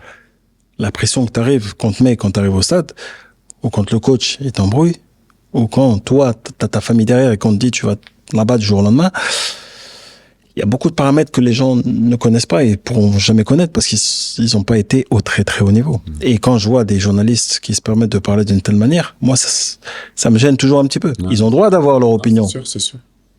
Mais il faut toujours être mesuré, en fait. C'est sûr. Bac, parfait. Je vais finir comme ça, parce que je pense que c'est aussi important d'avoir des voix et des gens qui s'expriment à ce sujet-là. T'as représenté l'équipe de France pendant 10 ans. T'as porté le drapeau haut, j'ai envie de dire même, dans des pays comme la Première Ligue, donc l'Angleterre et ailleurs. Quelle est ton identification, malgré, hein, on parle bien sûr du sport, malgré ces critiques qu'il y a pu avoir dans la presse? Je te connais très bien et j'ai l'impression que tu es 100% binational, du sens où Sénégal a une très grande partie de ta personnalité, tout autant que la France. Mais aujourd'hui, quand on voit l'état du pays, avec tout ce qui se passe au niveau des votations, de tout ce qui doit se passer, des choix, qu'est-ce que t'en penses et où tu te situes? Je reconnais pas la France. Je suis parti en 2007. C'est, comme j'ai dit avant, c'est une fierté d'être français. C'est une fierté d'être sénégalais. J'ai eu la chance d'avoir 2 cultures qui font entièrement partie de moi. Mes enfants ont 2 cultures, 3 cultures même. C'est une chance aujourd'hui d'être mélangé. Le mélange, c'est unique. D'apprendre des autres, d'apprendre de la religion des autres, d'apprendre du mode de vie des autres, c'est l'entraide, c'est beaucoup de valeurs que tu retrouves dedans. Tu vois, c'est beau. Aujourd'hui, je comprends pas la France, j'arrive pas. Le mode de vie dans lequel moi j'ai grandi, c'est à des années-lumière de ce qui se passe aujourd'hui. Dans un sens comme dans l'autre. Je veux dire, malheureusement, chacun a son droit de vote. Mais c'est de l'entraide. C'est de l'entraide. Dans un sens comme dans l'autre. C'est pas, on est français. Faut arrêter de dire, ouais, non, mais il est doux, Non, on est français. Il faut être fier de l'être. Donc aujourd'hui, quand je vois que le mouvement national arrive premier, forcément ça me touche. Je me dis, mais comment on en a pu arriver à ce niveau-là? Parce que, honnêtement, les médias. Les médias, pour moi, ils divisent le peuple. Pour moi, les fautifs, c'est les médias. Quand tu allumes la télé, honnêtement, moi, je suis de confession musulmane. Quand je vois comment ils parlent de l'islam aujourd'hui, ils sont à des années-lumière. Mais à des années-lumière. Quand je vois, il y a eu les attentats, c'est à des années-lumière. Ça n'a rien à voir avec la religion, ça n'a rien à voir avec l'islam. Rien du tout.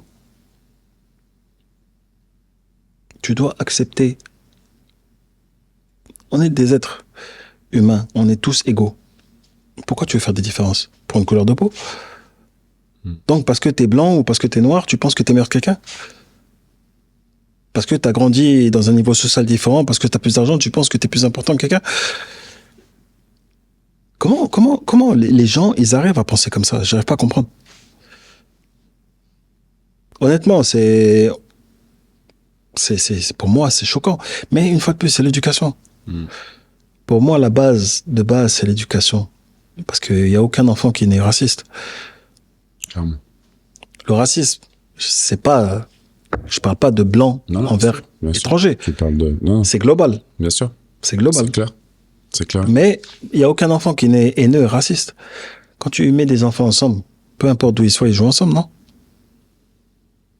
Tu les vois pas s'embrouiller, tu les vois pas... Ils partagent. À quel moment la cassure se fait? C'est notre responsabilité en tant que parents. C'est clair. De retransmettre les bonnes valeurs aux enfants. Mais quand tu vois aujourd'hui ce qui se passe, moi, honnêtement, je suis à Dubaï aujourd'hui, je vis ça, mais je me dis, mais ils sont sérieux? Quand j'entends, oui, ça, si, ça, nous, en tant qu'étrangers, c'est notre responsabilité d'adopter un comportement adéquat. Et c'est la responsabilité de chacun d'accepter son prochain. Parce que quand il y a un problème, quand il a fallu reconstruire la France, c'est qui qu'on appelle? C'est clair. Et dans le sens inverse, mon père, il est arrivé ici, il a travaillé. J'ai grandi dans des conditions totalement différentes de celles du pays. Le système de santé, il m'a toujours soigné. Le système scolaire, il est bon. Donc, il y a du bon et du mauvais dans tout. Tu peux pas que prendre le bon et tu dire, ah, ça. Il y a du bon et du mauvais dans tout. Il y a rien qui est parfait. Donc, il faut accepter et il faut s'efforcer de faire les choses et de rendre les choses meilleures. Mais c'est la responsabilité de l'être humain. Ça va pas tomber du ciel. C'est à nous, en tant qu'être humain, d'accepter plus. Et d'être plus tolérant. La tolérance, il faut tolérer. C'est plus, ça va plus dans un sens. C'est clair. Tu peux pas interdire aux gens de faire ci et de faire ça. C'est impossible. Et, regarde, je te donne un exemple. J'habite à Dubaï. Les gens vont dire c'est un pays, ouais, mais il y a trop de restrictions. Je te donne l'exemple de Dubaï, parce que pour moi, c'est l'exemple parfait. Et moi-même, quand je suis arrivé à Dubaï, je comprenais pas certaines choses. Mais quand je discute avec mon ami émirati, il me dit, mais aujourd'hui, notre pays, on a 90% d'expats. On doit rendre leur vie confortable dans notre pays. Ouais, mais avant, il y avait... Le pays, il est fait pour tout le monde. Oui, on est émirati. Mais aujourd'hui, on doit rendre la vie des expats confortable. Ils doivent se sentir heureux dans notre pays. On doit rendre leur vie confortable. C'est-à-dire qu'aujourd'hui, Dubaï, on a beau dire ce que tu veux, on a 190 nationalités. On a toutes les religions réunies. Zéro problème. Zéro problème. Il y a des églises à Dubaï. Les gens ne savent pas. Ah, ouais, c'est clair. Il y a des mosquées, mais il y a des églises. La religion ne veut pas être un problème. Il y a les conflits palestiniens, israélo-palestiniens. Aujourd'hui, il y a des Israéliens à Dubaï. Et pourtant, tu pourrais penser, oui, mais... Non. La base, c'est le respect. Et tant qu'il n'y a pas ça, tu vas nulle part. Et aujourd'hui, malheureusement, en France, les gens ne se respectent pas. Le discours, déjà, il est haineux. Le discours, il est haineux, dans un sens comme dans l'autre. Le discours, il est haineux, et il faut changer ça. Et ça, c'est la responsabilité de qui? De nous, les parents. Parce que c'est nous. Oublie notre génération. Là, ça y est. Mais la prochaine génération, c'est nos enfants. Le futur. Tu comprends? Et c'est encore plus important maintenant, parce qu'aujourd'hui, tu as les réseaux sociaux. Les images sont toujours en boucle. Clairement. Tout le monde a droit de parole. C'est-à-dire que les gens peu crédibles, ils sont écoutés aujourd'hui. C'est malheureux. Ceux qui ont le moins de crédibilité et ceux qu'on devrait écouter le moins, c'est ceux que les gens ils suivent le plus parce qu'ils créent le buzz. Et c'est là où c'est dangereux. Mais quand tu éduques ton enfant de la bonne manière, pas de problème. Il va savoir identifier le bon et le mauvais. Et c'est notre responsabilité aussi, tu vois. C'est notre responsabilité de prendre le temps d'expliquer. Les gens, ils passent combien de temps sur leur téléphone? 9 heures. Ouais, c'est clair. Il y a un rapport. En moyenne, tu passes 8 heures sur ton téléphone. Tu peux pas prendre 10 minutes et parler avec ton fils. Et lui expliquer les choses. Et le comportement qu'il doit adopter envers les gens. Et le respect qu'il doit monter aux anciens. Et tu sais, ça, les valeurs, elles sont perdues. Je suis désolé. Aujourd'hui, il y a plus de... Et dans le foot, c'est ça. On parlait des jeunes qui ont des problèmes. Mais avant, t'arrives à quel âge, Arsenal? Très jeune. 15. Est-ce que tu avais besoin que les gens te disent débarrasse ou fais ci, amène-moi ça? De toi-même, tu comprenais, il y avait des codes. Aujourd'hui, les codes, ils sont biaisés. Ouais, c'est clair. Il y a plus rien. Il n'y a plus de limite. Et c'est ça le problème. Donc forcément, ça me fait mal quand je vois la France comme ça. C'est un beau pays. On a tout ici. Je veux dire, c'est un pays, Paris. C'est la ville la plus visitée au monde. C'est la plus belle ville au monde. Il y en a qui vont dire non, non, non. Ouais, ça reste la plus belle ville au monde. Touristiquement parlant, le sud de la France, tout, c'est magnifique. Mais c'est nous qui la détruisons. Et c'est bête. Et c'est tellement bête parce que t'as tout. T'as tout. On a tout ici. On a tout. On n'a pas de souci de se dire, ah, si je tombe malade, il se passe quoi? Que les gens voyagent et sortent du pays et qu'ils voient comment ça se passe ailleurs. Là, ça va. Mais si tu sors pas, si tu connais que ce cadre-là, t'as un problème. Ah, c'est clair. C'est clair. Bacchus, j'ai envie de te dire merci pour déjà ce témoignage, mais aussi ta sincérité dans tes propos. Je pense que c'est important qu'on puisse un peu démocratiser cette vision de choses seulement positives dans notre beau métier, mais aussi de parler des vraies choses avec des vraies valeurs. Et je te remercie. Ça a été un honneur pour moi de partager ce moment avec toi, mon Bacchus. Et je te souhaite tout de bon pour la suite, que ce soit avec Bipro, que ce soit avec tout ce que tu entreprends, parce que tu le mérites. T'es vraiment un gars en or. Merci. Moi, je peux enfin dire que j'ai fait le podcast. J'étais jaloux quand je voyais les gens. J'ai dit, comment ça, mon gars, il m'appelle pas? Écoute, c'est toujours un plaisir de partager, je pense, les petites histoires, parce que il y a beaucoup de choses que les gens ne savent pas. C'est surtout important, en fait. Clairement. Ce qu'on a, c'est de l'or. Clairement. Et de le partager aux gens, si ça peut leur servir aussi, dans leur vie personnelle ou les futures stars de demain, les joueurs de foot, je pense que c'est important aussi, c'est notre responsabilité. Clairement. Merci beaucoup, Bacchus. J'ai fait le podcast. Yes.